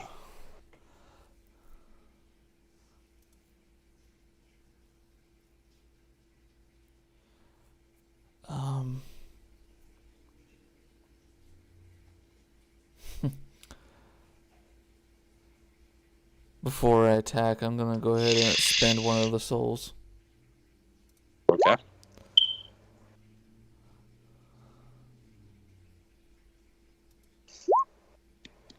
A 30. 30 just hits.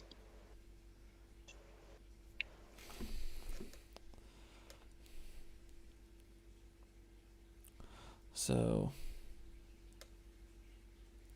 It's You immune to said- poison. It is immune. You don't crit, so you don't get the persistent cold damage. Mhm.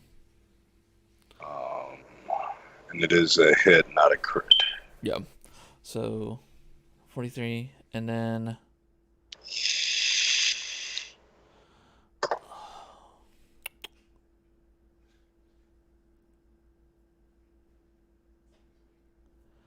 you said it was level 21. Yes. So another 42 damage on top of that.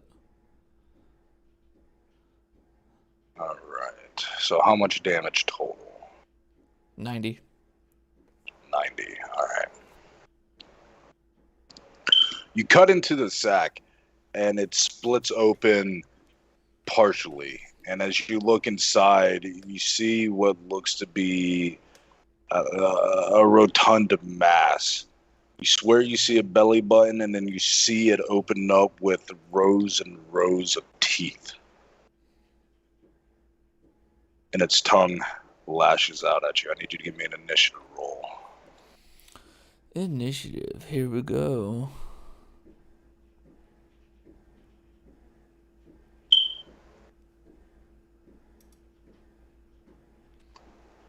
I need to actually have my...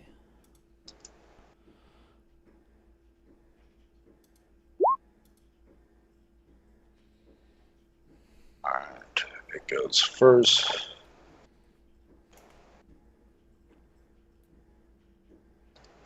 Got a 23.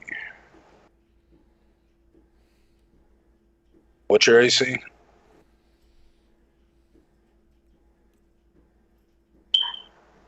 Charlie?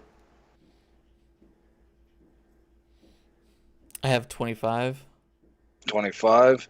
It misses you. You see as this mouth opens, 3 tongues lash out to try to grab your arm, and you sidestep out of the way. It is going to try again. -5. That is worse.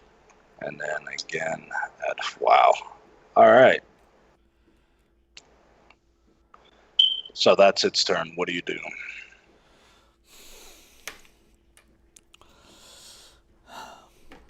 Free action. I'm just gonna tell Nair it didn't stop it. I'm fighting it. Do what you guys need to do. All right. She relays this information to those that are assembled. Chucky's dead on the ground. What do y'all do? I'll let y'all form a stratagem and what you plan on doing. What does it take? What does it take to resurrect Chucky? And how long does it 10 take? minutes. 10 minutes.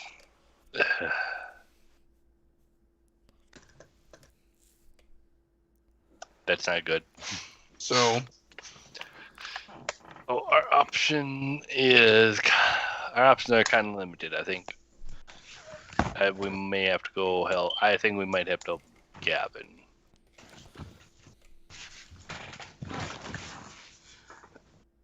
we ate risk. Okay. I'm thinking here.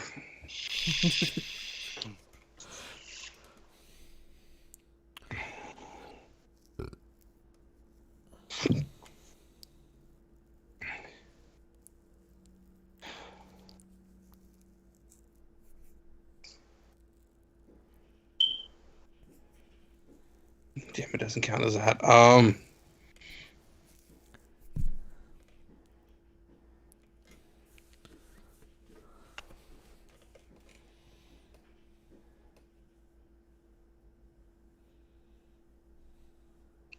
Looking through stuff to see if anything jumps out at me.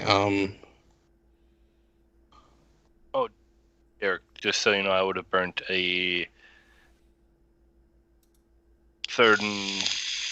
second and third spell slot, so my staff has 23 charges for the day. Okay.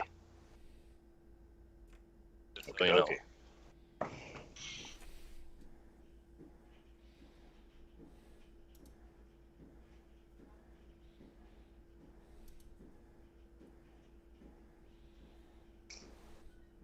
All right. While y'all are doing that, Charlie, go ahead and take your turn. Okay.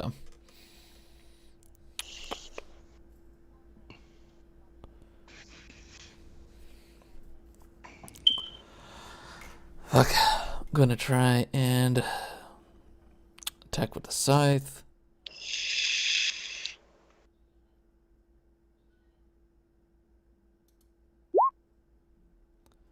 $40. That is a crit. How many? Dan, how many people are required to do the summoning or the resurrecting ritual? Just one. Yeah. All right. Thoughts So of you that? cut into it with that. You completely destroy the membrane. Okay. It falls loose, and before you, as it falls loose, you see this giant. It's not fully formed, but it is still imposing.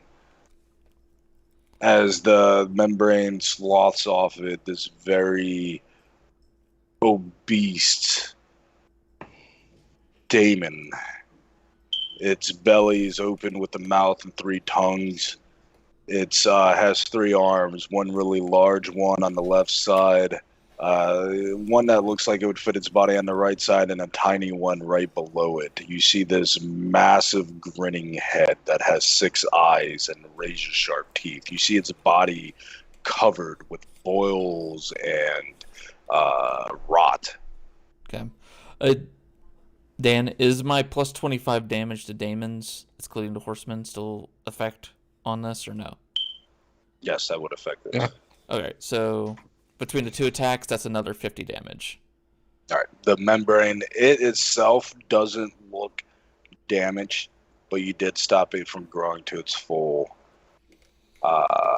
capabilities. Okay. This thing is immensely powerful, though, still. Yeah. I'm trying to think what else I could actually...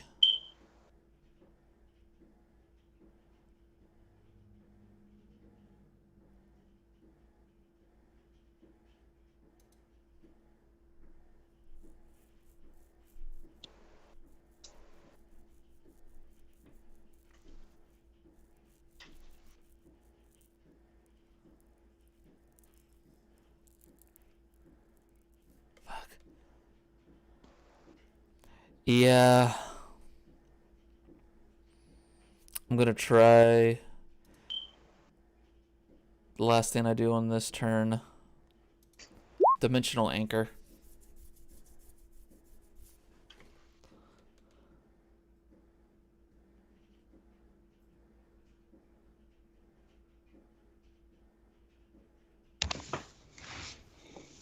I don't know why that says we'll save 19 because my spell DC is 25.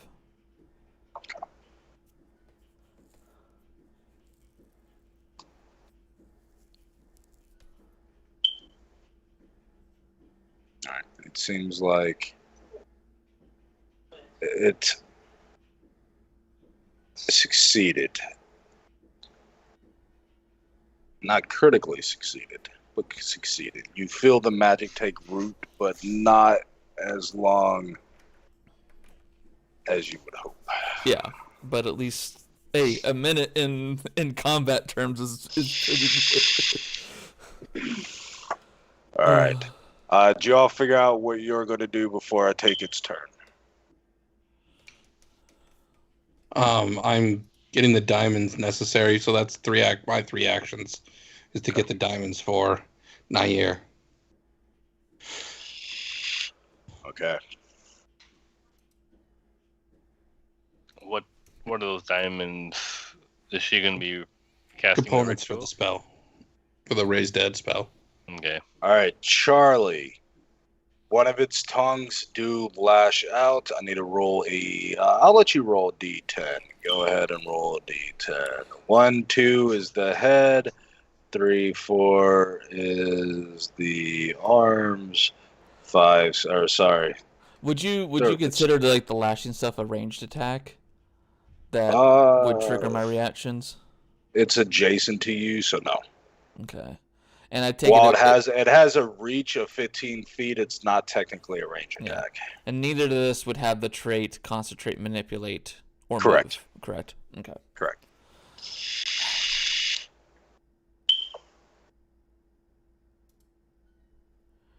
Sorry, a D12, not a D10.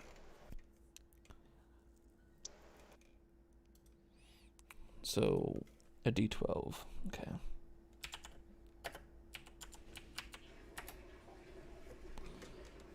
All right, it hits your right leg. Take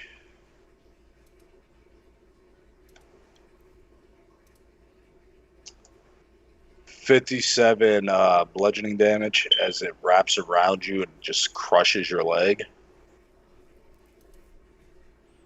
And then it is going to use 2 actions to try to rip your leg off you. What is your fortitude DC? Actually, it's a fortitude save. Go ahead and give me a fortitude save.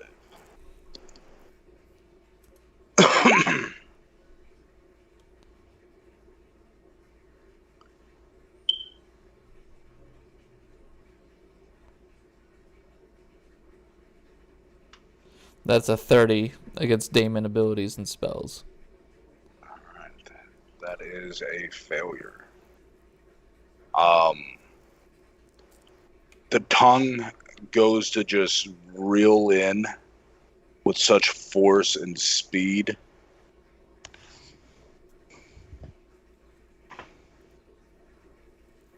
You take an additional 52 bludgeoning damage. But you do not lose your leg, considering that was just a failure. Okay. And that's its turn. And you are grappled.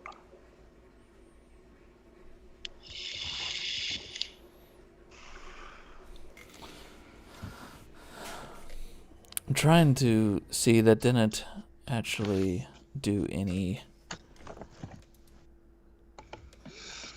So I can't take attack of opportunity on that.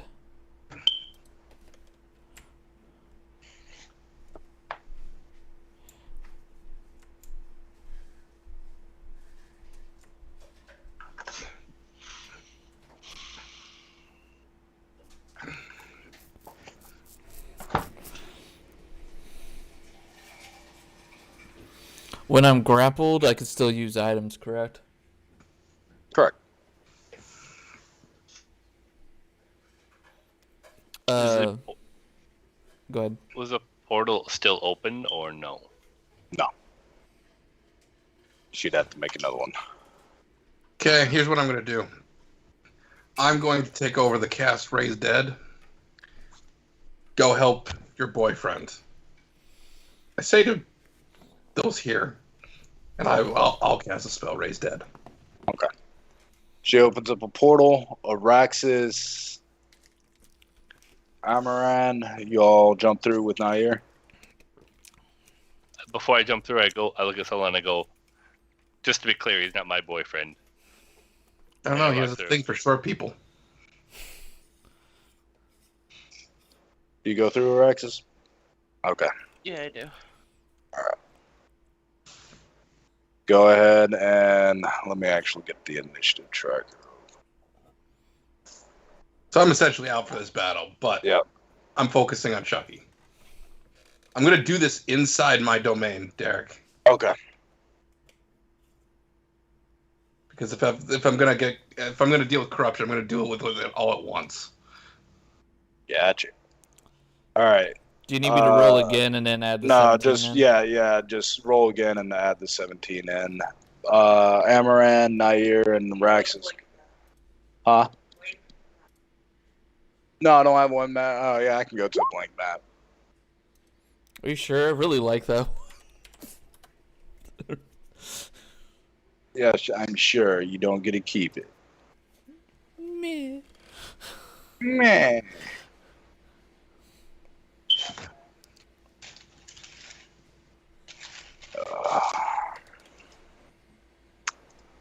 Man, I had some Long John Silvers today. It was good. You lucky bastards. We don't have one anymore. Oh, I'm sorry. I'm sorry. Closest one is halfway to Minneapolis. I'm sorry.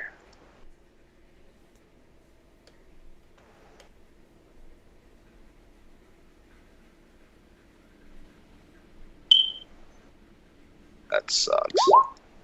It's been a while since I had Long John Silvers. It was good. Dare I even say great?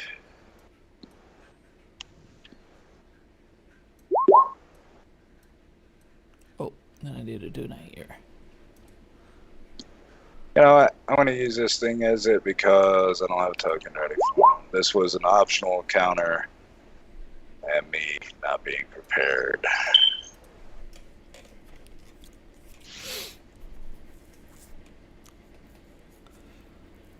Alright. Y'all step through the portal. While everybody's getting set up, Derek, just out of curiosity, do the three seraphim seem to be getting better in the presence of my grove, my Meloro's grove? They don't seem to be getting worse, and they are behaving in a manner that does suggest a positive reaction. How long it's going to take, you do not know. But it is having a positive reaction. I will say when I sense the others show up, I alert them to keep their distance. This guy hurts.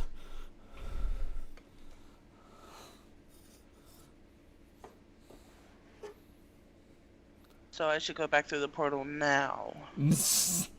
I didn't have any intent in getting any closer than I have to, so...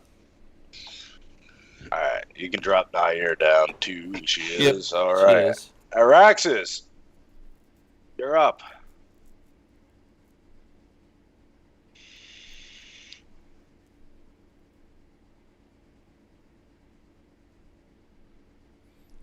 I think you deleted Gavin's again. Give me a second. Yeah, you did. Did I do? Well, it might have been the map change.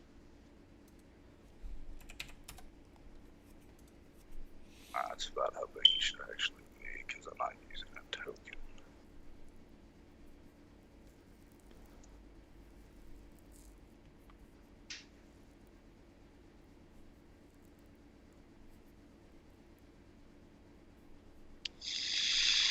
What are you doing, Axis?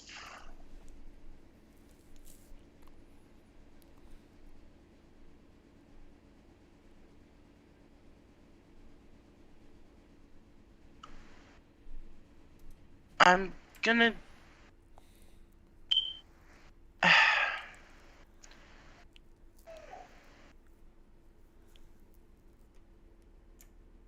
I'm a melee fighter. There's no way I can sit on the sideline and do anything.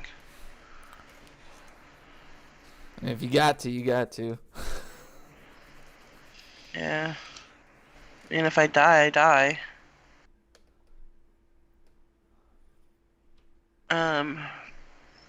Roughly whereabouts is like there is where it ends, or like there is where it ends? There. Actually, about the square that Chuck or Gavin is, one square over. Okay, you know, I'm just gonna go there. Does that work? Sure. Alright, I declare act together. And for funsies, because I've never actually... I don't think I've used his breath weapon yet. I want to use his, Alright, so you're using 2 for Jeff. yeah. Or how many action is this his act together? Or how many actions is his breath weapon? It's a 2 action. Alright, so you'd have to take a 2 action act together, and you would use 1 action, and you'd have 1 action remaining. Can you say that again? You use act together as a 2 action, because it's 1 to 3 actions. You give Jaffamil 2 of the actions, so he can use his breath attack, and then you take 1 action, do whatever, and then you still have 1 action you or Jaff can take. Effectively, summoners and characters like that have 4 actions.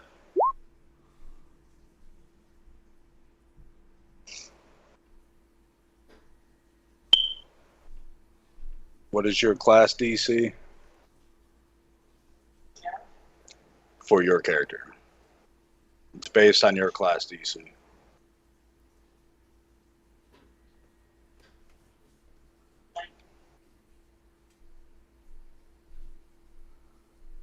Sorry, 19.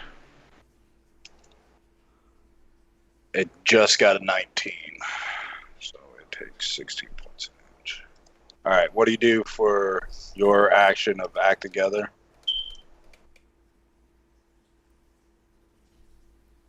It's 1 action. Yeah, I'm gonna use my...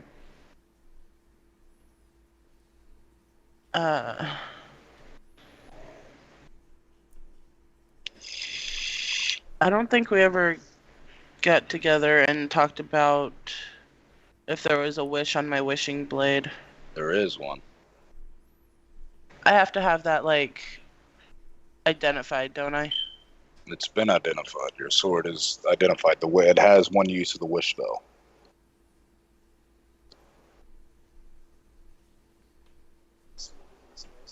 Huh?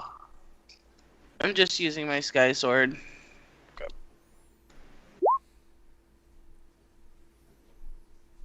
Hey, that hits.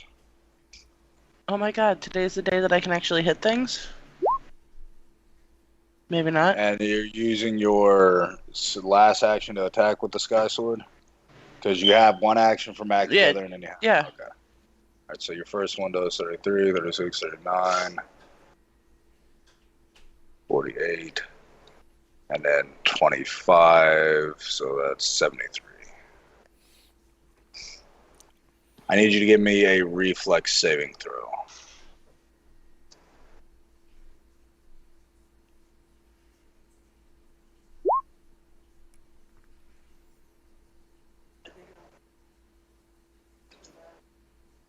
Why do you have clumsy?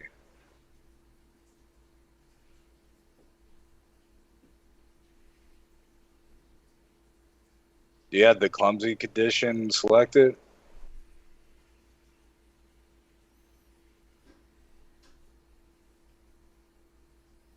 I mean, we put it on there during one of my leveling sessions. I can't remember exactly what we put it on there for. I think it was for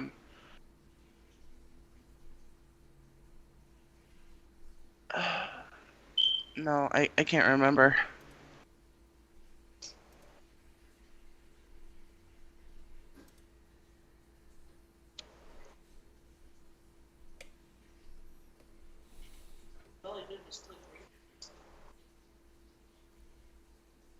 You hit. For some reason, clumsy's on there. You shouldn't have clumsy. It's a condition. Bad.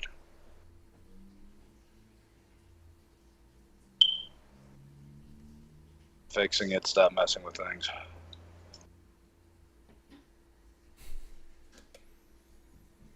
Alright, you still fail.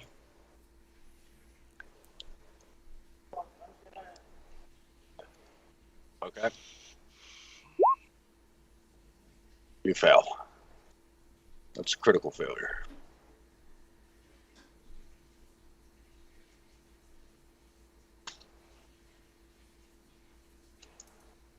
You take 76 points of bludgeoning damage and you are grappled. As you see some of its fleshy mass grab onto you. With your third attack, you go to strike and you miss. Amaran, it's your turn. Okay, I will.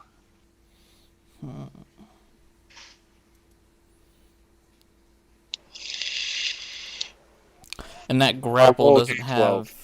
have. Roll D12 for me. Who? Stop. Who did? Oh, Alright, so your right leg gets grappled. so I'm making sure I'm as far back as I can be from it, which I feel like I'm far enough back. I'm gonna take 20 feet back, step back. So that's one action. And I'm gonna point my finger at it and cast Polar Ray. Oh, shit! That's a crit. Yep. So Natural that's 20. that's 100 damage, and then plus 25. So I learned the order of operations. Weakness goes in after the critical, so that is And 125 damage. Damn! And Drain if it is 2. not immune to drain, it has drain 2. All right. Fucking Amaran pulling out the big fucking guns. Holy shit. Oh, If you ever needed a crit, that was a time to crit. All right. Is that your turn? Yes, and drained means if it is immune, it's I know what 9. that So does. it's 3. So it'd be 2 times the level of the character. I know what it does. Okay. Doesn't seem like it has any additional effects other than the mass amount of damage you just did. All right. Zedek, before you go, I still need to go before. Or this is you, or this would be you attacking me twice.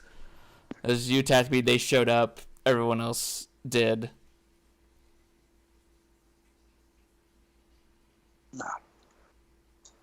You Or should have online. acted before them. No, you should have acted before them because it would have been the end of the round. So Mhm. go ahead and take your turn, and then we will skip over you to Nair. Okay. I do. Plus 15.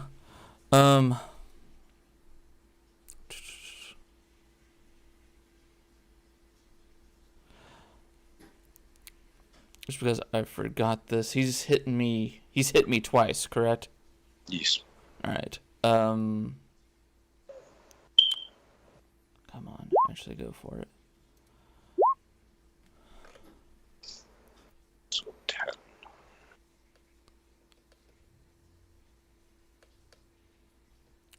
Unless it's immune to stun.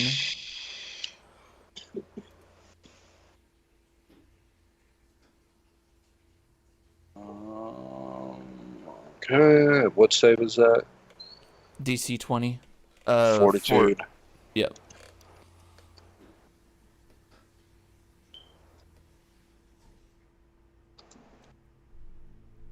It critically succeeds. Okay, both times.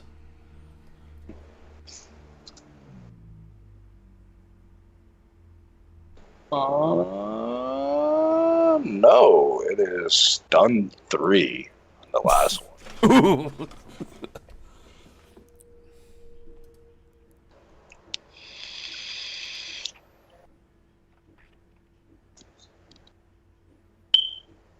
All right. So what do you do? All right. After that, I've done my fast healing.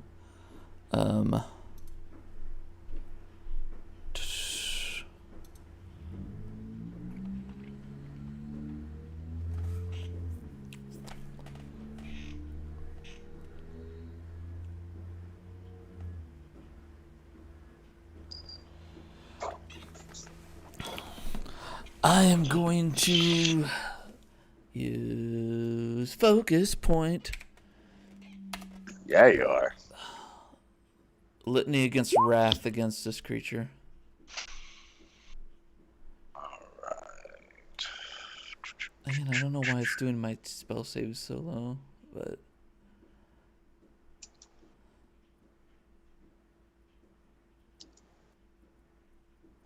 He does succeed.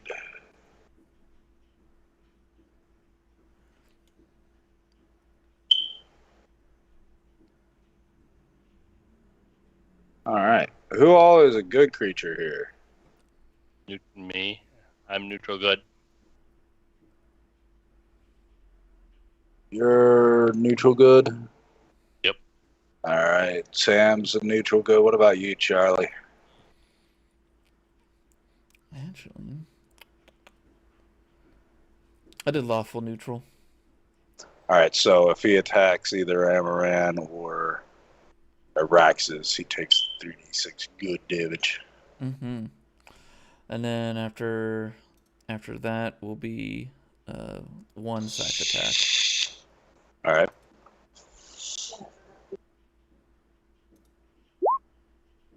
43. 43 does. That is a crit. So that's...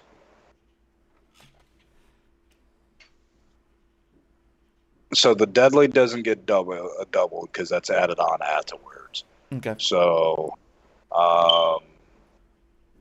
it is flat-footed to you. So 43 and 29 get Get doubled. doubled. Okay, give me a second. It'll take, and poison damage gets doubled. That it's immune to. So no. So it's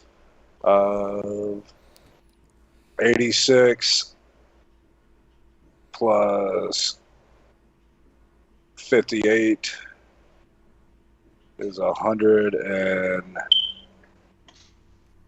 what's 46 plus 58?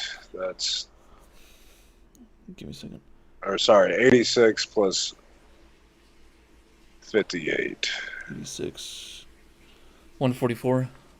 144 plus 13 is 157 plus 25 is 182. Mm-hmm. So 182 plus 8 is 190 damage. Yep. Nice. And what that was a crit. You said drain does nothing to it, correct? Correct. And I assume that it is immune to death effects as well. You have no idea. Well, we'll have to make a That's DC. right. Yep. DC is 25, Yes, and it's a fortitude save. fortitude save.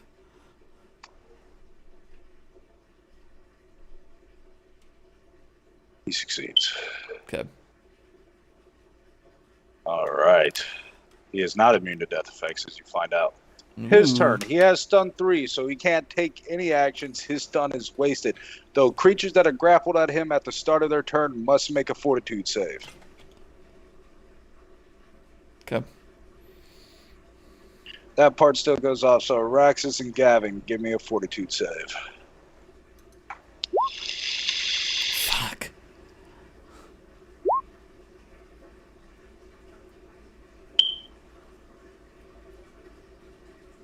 All right.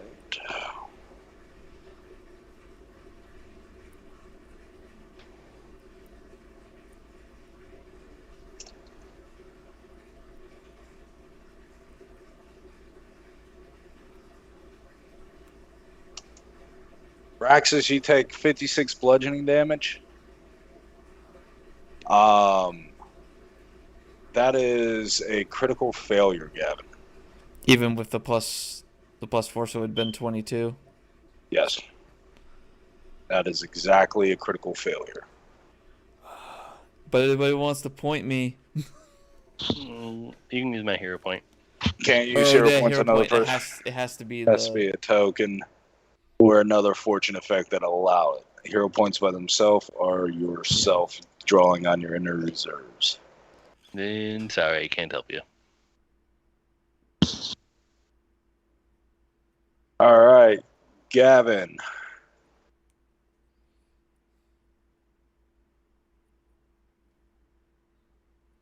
You take 110 damage, and your body part that was grappled is ripped off and consumed.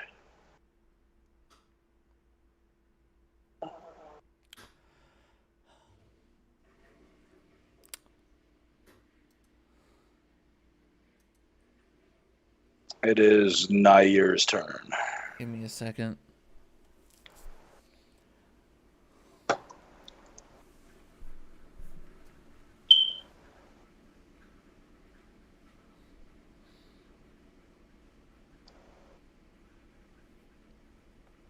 Train. It was your right leg that got grappled, right? Yeah. Both your right legs are grappled. It has a thing for right legs, apparently. How much damage? 110.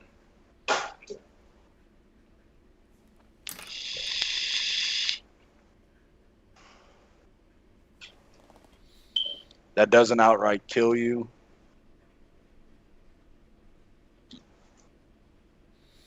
Let's see. So, but I would use the reaction. So, you said 113 minus 10 anyway, and then minus 25, 78. I use the reaction to reduce it, You're at 1 hit point, I'm at 1 hit point. minus a leg. You fall prone.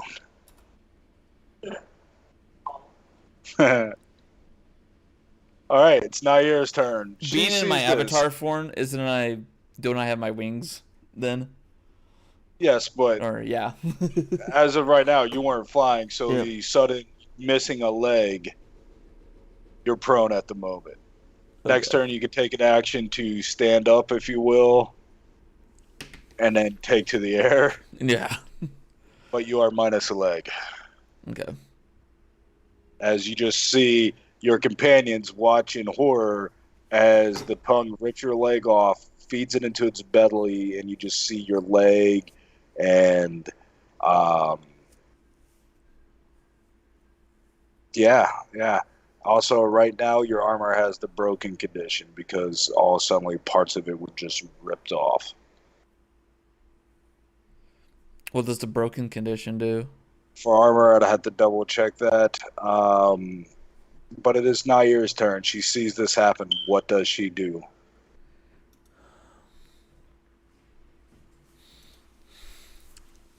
She knows I'm hurting real fucking bad right now. Yeah, she does.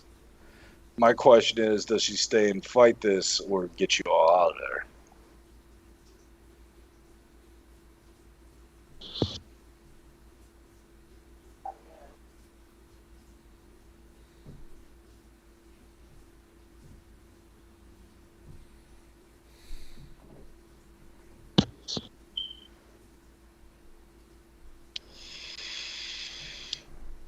Can we call Jumba? Do you have a spell that allows you to call Jumba? I could try thinking really hard again. I swear, it almost worked. Nair can contact him.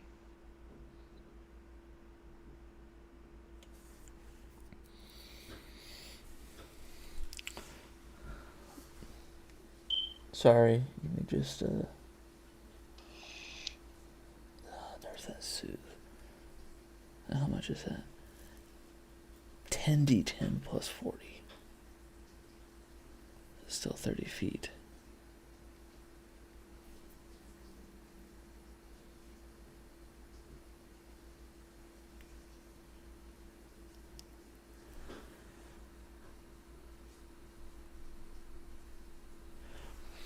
All right.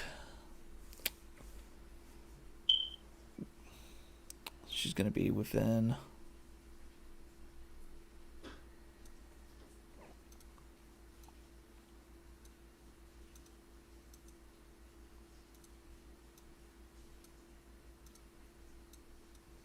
So, right Oh now. shit, Sam. I also need you to give me another fortitude and will save. Sorry. Because you've come in direct contact with this. I'm not making Gavin roll because he's literally the inheritor to the Horseman of Death, so this wouldn't affect him. But you are, in fact, a living thing fighting a greater daemon.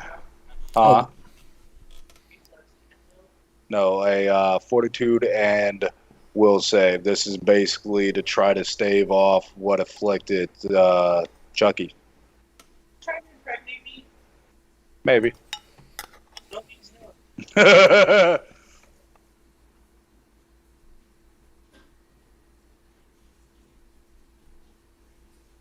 You're just in a lot of pain right now.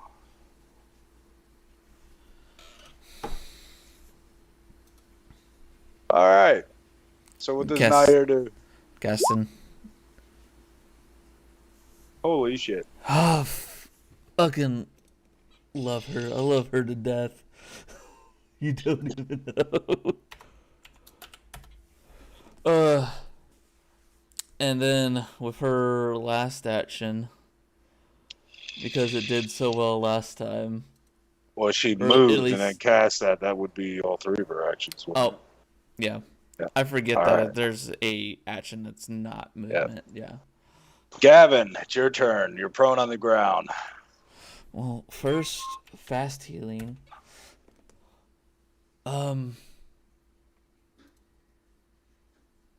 So it'd be one action to get up from being Yep. being prone, correct? Yes. Um, And then another action to hover, pretty much, unless you want to fly away.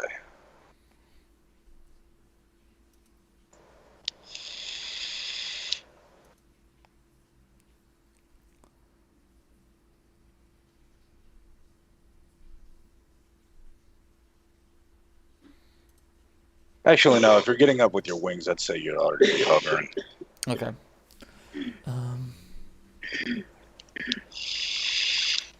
I wish this actually showed my actual range on this.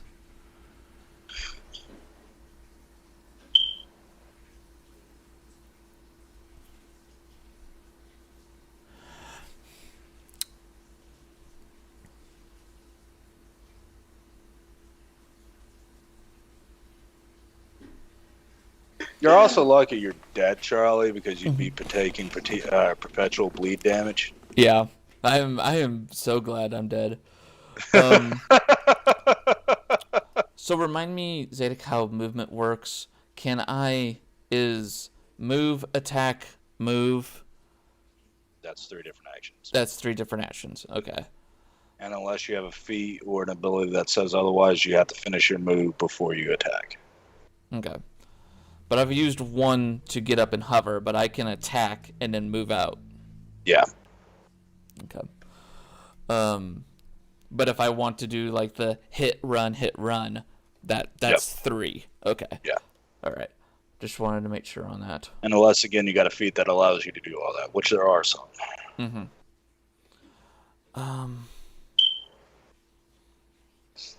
Fuck it. We're going.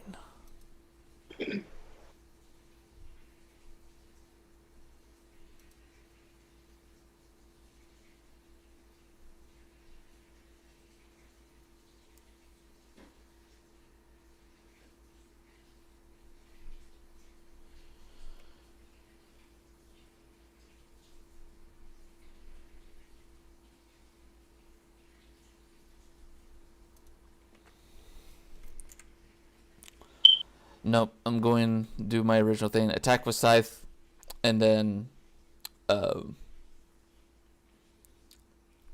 fly up out of the way. Okay.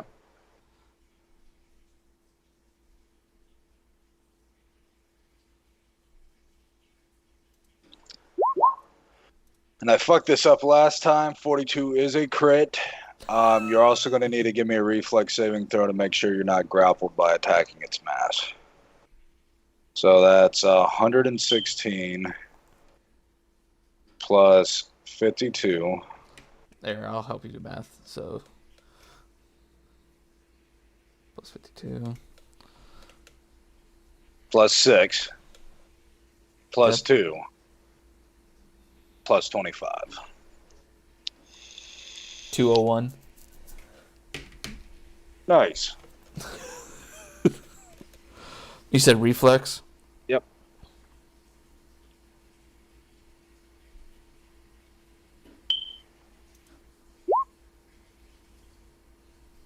You succeed with the plus 4. Thank fucking God. All right. And I fly up. My fly speed is 70. Yep. I can't remember if they can take reactions while stunned. I don't think they can. So we're going with it. I don't feel like rolling it or looking it up. Fly up. Does not get its attack of opportunity.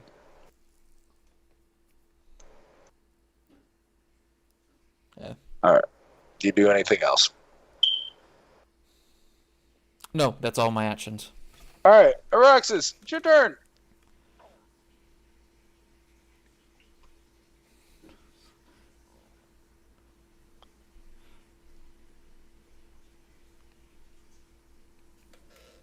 I would get away for a minute.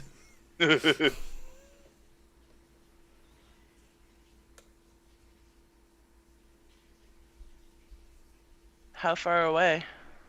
He's 70 feet up in the air. I'm a way away. I would at least. I know its tentacles attacked me at a range. You surprised that they're about 15 feet reach. So I would at least try and get away 20 feet, 25 feet. If he moves, I have a reaction that I can use and stuff like that, so he doesn't get to you guys. Well, Arax is Are you- already grappled. Yeah. Are you still in range of that ability though? Yeah. Yeah, he is. Yeah. My reaction's pretty OP. I'm not gonna lie. All right, what are you doing, Araxes? Can you explain again how, like, precision attacking is? Because I want to just, like, attack the tentacle that's grabbed onto my leg. Let's just make an attack roll.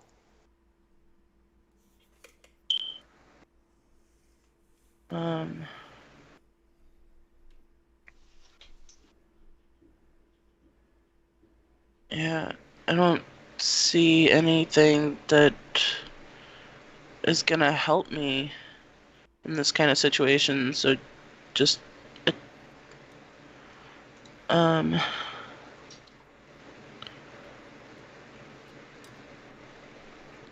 oh, I remember why we had the clumsy thing on my for power attack.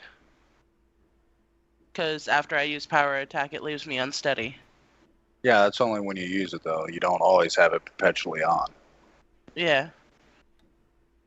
But with you putting it on there like that and giving it a value of 1, it was treating you always having clumsy 1. All right, make your attack. That does hit.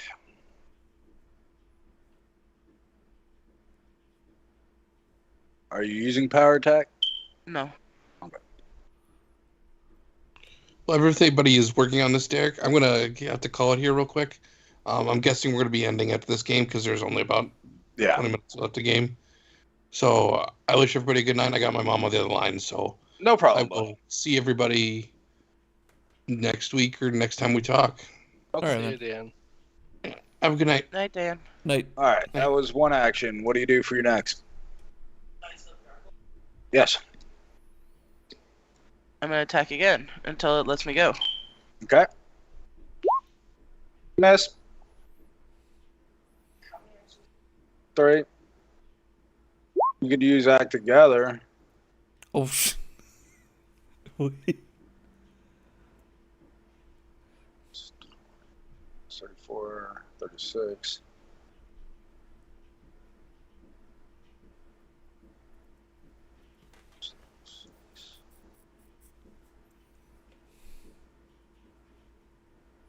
That is a total. Okay, that's enough damage to actually break it. So you cut away its tendril off you, and part of it's just hanging on you, flapping in the wind. Yep. All right. Alvarad, it's your turn. I'm gonna focus on my staff and use. So I wasn't expecting combat this round. My feet to drain my bonded item, which is my staff, and allow me recast a spell that I've casted, and it seemed to be effective last time. Does that stand? 28. I will hero point. Okay. Good luck. Apparently no. Damage is better. Okay, maybe damage wasn't quite better, but You miss. You have one action. nope, because I drained my bonded item, so no, I don't. Gotcha. That's an action. All right. It's going to make an attack against you, Araxes. Does not need to move. What's your AC? Okay, it does hit you.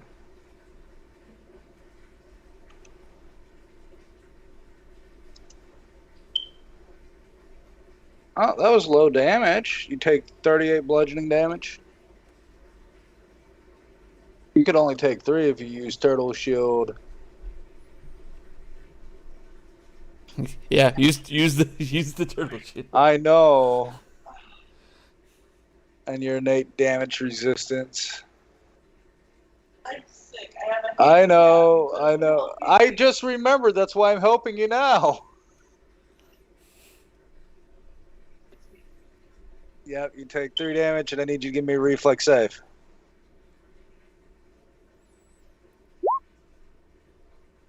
You are grappled. It's going to use one of its actions to try to rip off your limb. Actually, roll D12 to see what limb it is.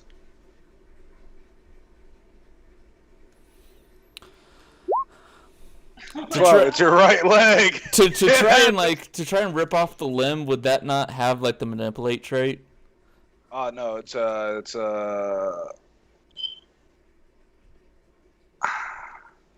look up the rules for grapple real quick, because it would have the same traits as grapple. Okay, give me a second. Is grapple condition? It should have a condition, grappled.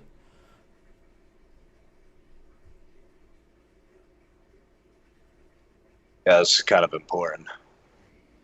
So we are taking time to look it up.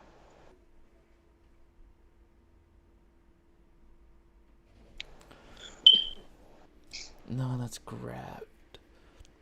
Dang. It just wants another leg. It wants your leg. My leg. It doesn't care.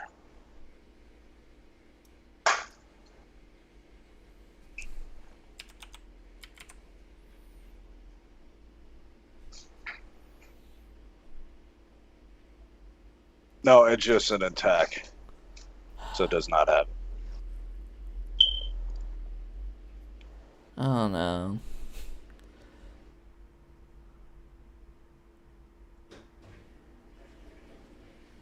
Alright.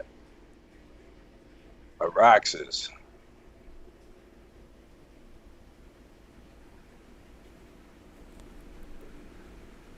Your leg.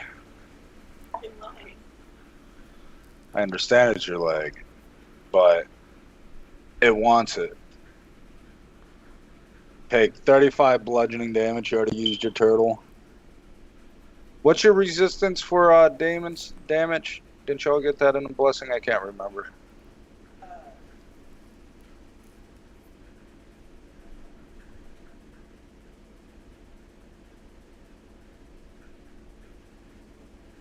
Charlie, you there? I thought it was to our level. Was it resistance to our level? Alright, so it's minus 15, so you take so far 20. Also, I could get a +4 status bonus to saves against. Yeah, I took that into account for your fortitude and will save for getting diseased. And Damon's having weakness 25 against. Yep. Ooh, hold on. That's an extra 50 damage that I didn't do for it. I'm sorry. Alright. So, and then the Bear's Blessing, that puts it at 25. You take 10 bludgeoning, and I need you to give me a fortitude save.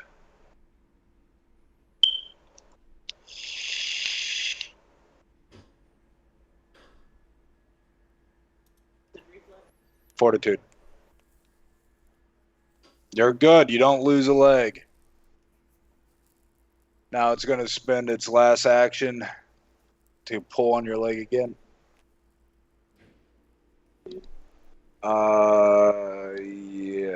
Yes. Hold on. It's 50 minus 15. You're good. And Keep you only rolling them take- 29s. You take 20 bludgeoning, but you're good. That's with your resistance is already taken into account.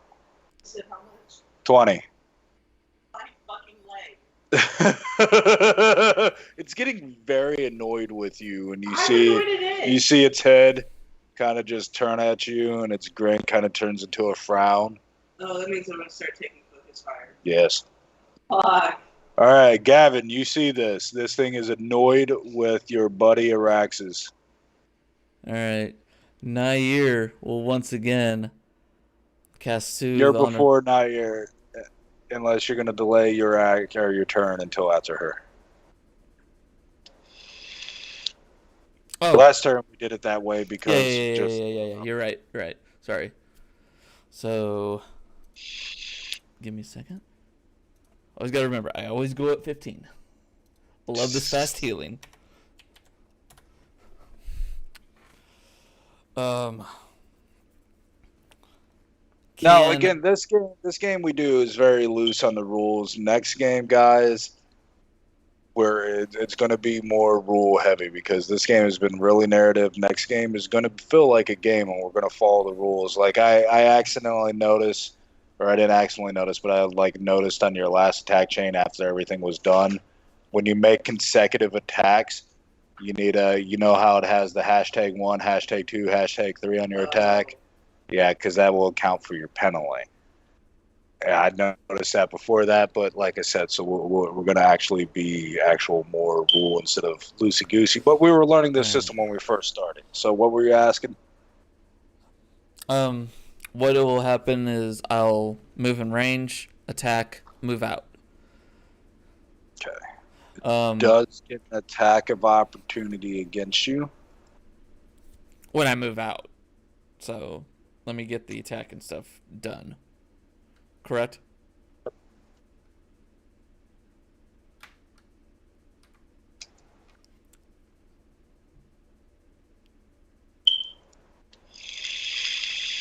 It only gets the attack of opportunity whenever I move. After I attack and move out. Okay. Unless you move, if you move into reach of him, it doesn't. But like, say if you move 5 feet with the because he has reach.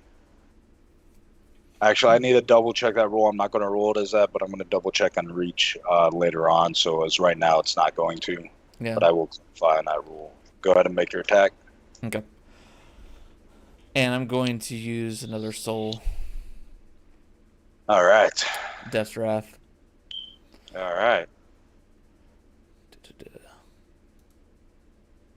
I'm on another crit. Fucking. All right. How do you want to do this? Because that's going to kill it. It's going to do more than 134 damage. I want to include a get fucked. She includes a get fucked. The second time you've heard her cuss. I do. I feel like that's an alignment change. I do. I do a swan dive, and I dive to the ground way before I get to it, dragging my scythe along the ground. And when I just fly. I fly past it with the scythe gun dragging along the ground, so it cuts the thing straight in two. Alright, as you cut it in two, you see the pestilence and the icky begin to fucking just spew out. But as you look down at it, you hold your scythe and you just see black flames wash over it, destroying it entirely. And you're still minus a leg. Because I killed it with the scythe, the soul does not go back to Abaddon, correct? It doesn't have a soul because it's a daemon. Oh. Well, it does. It's dead. Doesn't return to Abaddon. Yeah, correct. It's dead. It was manifested on this world, so it is dead. Okay. And you said the black flames are destroying the pestilence part, correct? Yes. Okay. Do I feel like it will destroy it in its entirety? Yes. Okay. Whew. Fuck that Grim Reaper. I could fucking 2v1 him.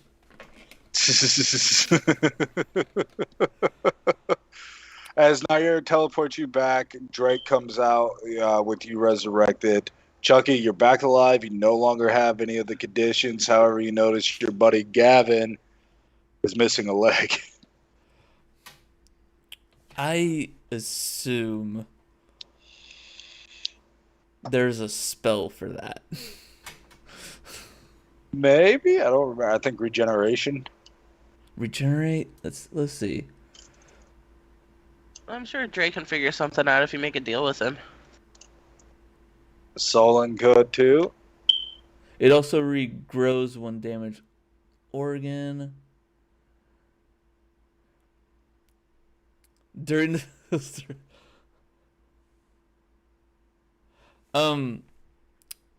Here's a question for you, Zadok. Are legs completely consumed? Or Yes. can we grab them? No, it was utterly destroyed. Well, regenerate only attaches the body part when you hold the the severed body part to the area. So you're probably gonna need to get a prosthetic made or make a deal with one of your buddies.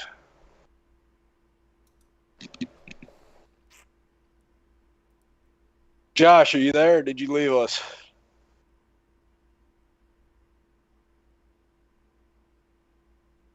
I think he left us. This is going to get you all to level 16, by the way. I'm here. I was muted. Alright. I can't look up any of the fucking conditions in the compendium for whatever reason. Yeah. I tried to research grappled and grabbed, and I got nothing. Yeah, I don't know what's going on. So, but Chucky, you're awake.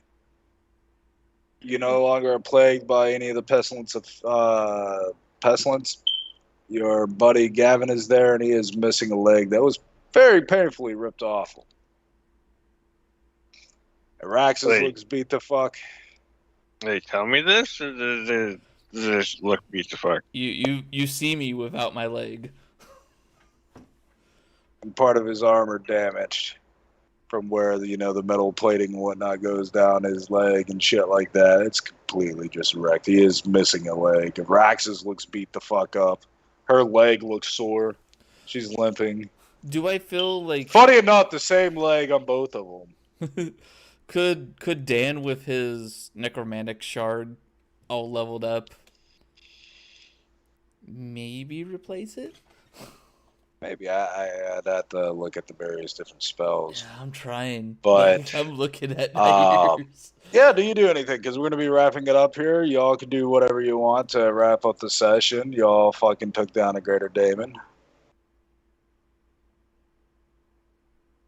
You're lucky you interrupted it too, because it lost a lot of its abilities. It lost its fast healing. It lost its extra 2 actions it had for reactions. It lost its breath weapon. It lost a considerable amount of power. Also, because you all got rid of the 6 souls before, destroying the crystal and yada yada yada. If it was if this thing came in existence with the 6 souls, still as a power source, it wasn't dealt with. It would have gotten considerably stronger. It would have been stronger than the Grim Reaper. Woo.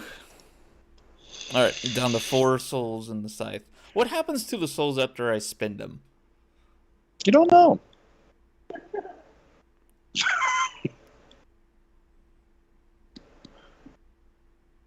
You don't know.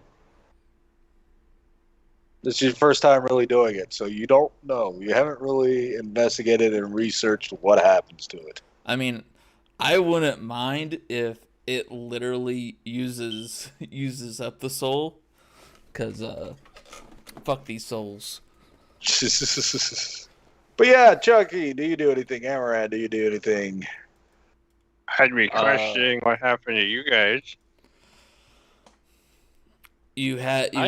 Why'd you have to touch the pestilence thing? You always have to touch the pestilence thing. What is up with you? I the pestilence thing. I tried to help someone. You always try to help. That's who I am. Nair says, well, when you perished, it seemed to trigger or acted as a catalyst and caused something to grow through you. And you do see your armor is damaged too. Your armor is broken. there is a hole, and you do feel sore. You do feel sore. I take it the only person on the island that would be able to fix it is probably the dwarf. Or actually, Chucky's legendary in crafting. Okay. His brother is pretty high. The dwarf is legendary. Vorgoth is legendary. Okay. The So dwarf there's- is mythic. Oh yeah, dwarf is mythic. Sorry. So you got a couple people that can. Okay. But yeah, your armor's broken. There's a hole there. Your stomach and ribs hurt more than just being resurrected.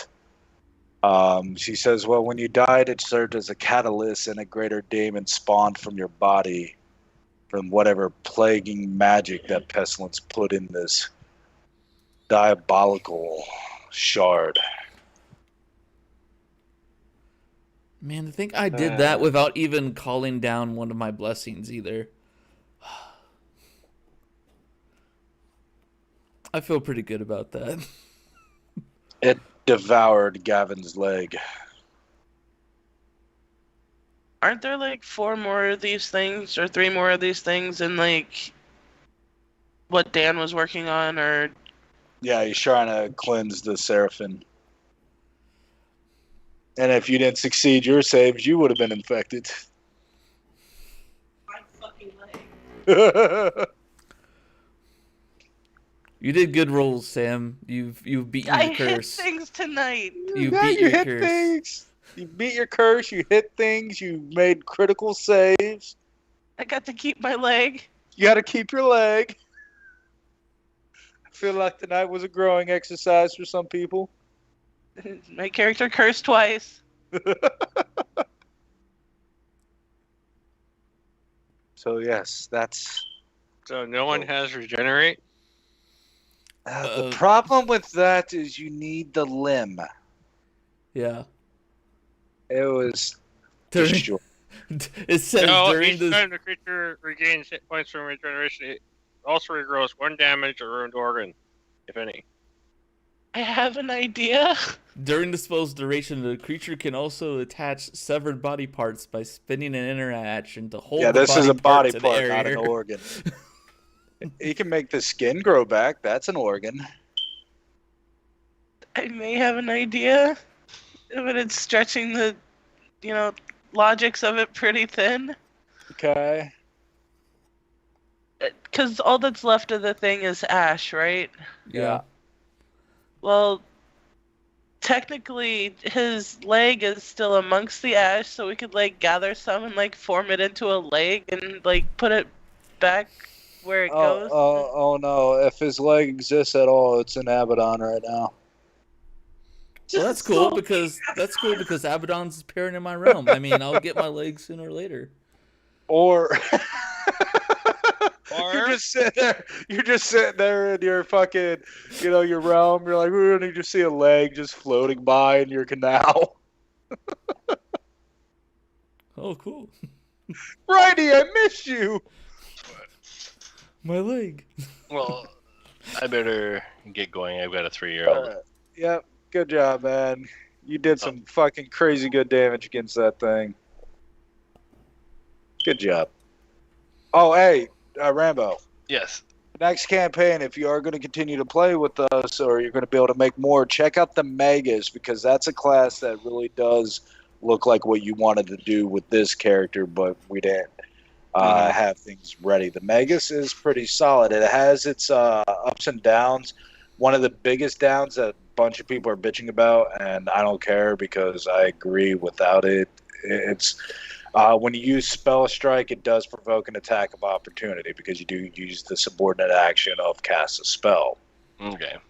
Now, at high levels, only 30% of high-level creatures have attack of opportunity that it can disrupt it. You got to remember, the only way it's actually disrupted is if you take a critical hit from the attack of opportunity. Okay. That's really the only downside, but that class is pretty fucking solid. I'll have to look into it. All right, you have a good night, Matt. You too. I'll talk to you guys later. Yep. Later, buddy.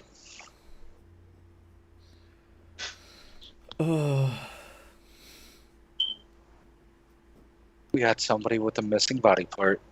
still Yeah. think that's kind of dumb. I feel like there should be a way to regenerate. I would have to Limbs. go through spells and see.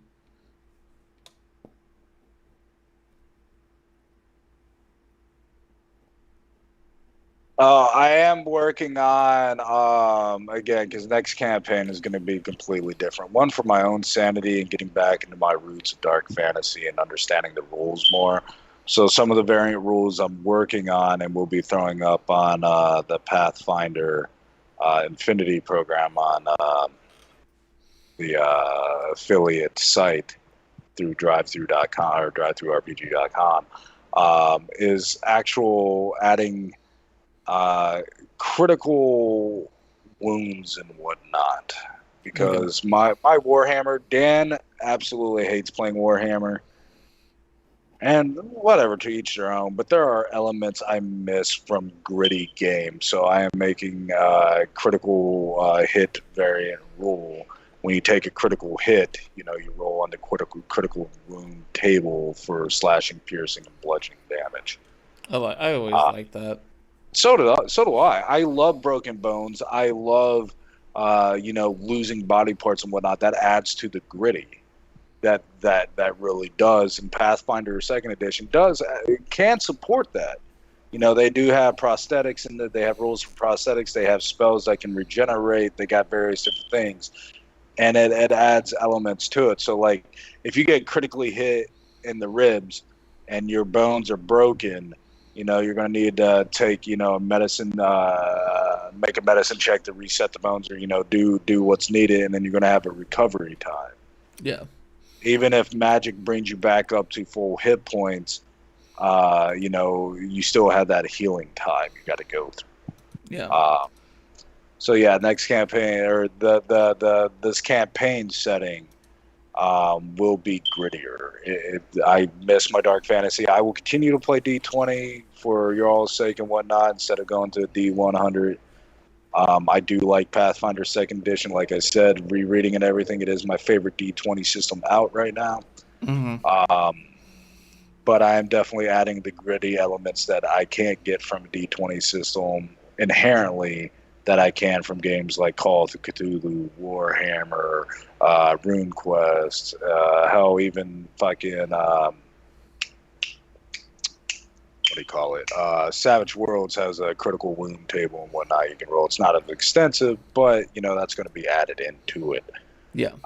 Makes the medicine skill even more valuable too, setting bones and treating blood clots and shit like that. I think I'm actually on our next campaign. I think I'm leaning more towards like cloth-like cleric than tank. Gotcha. Tank cleric.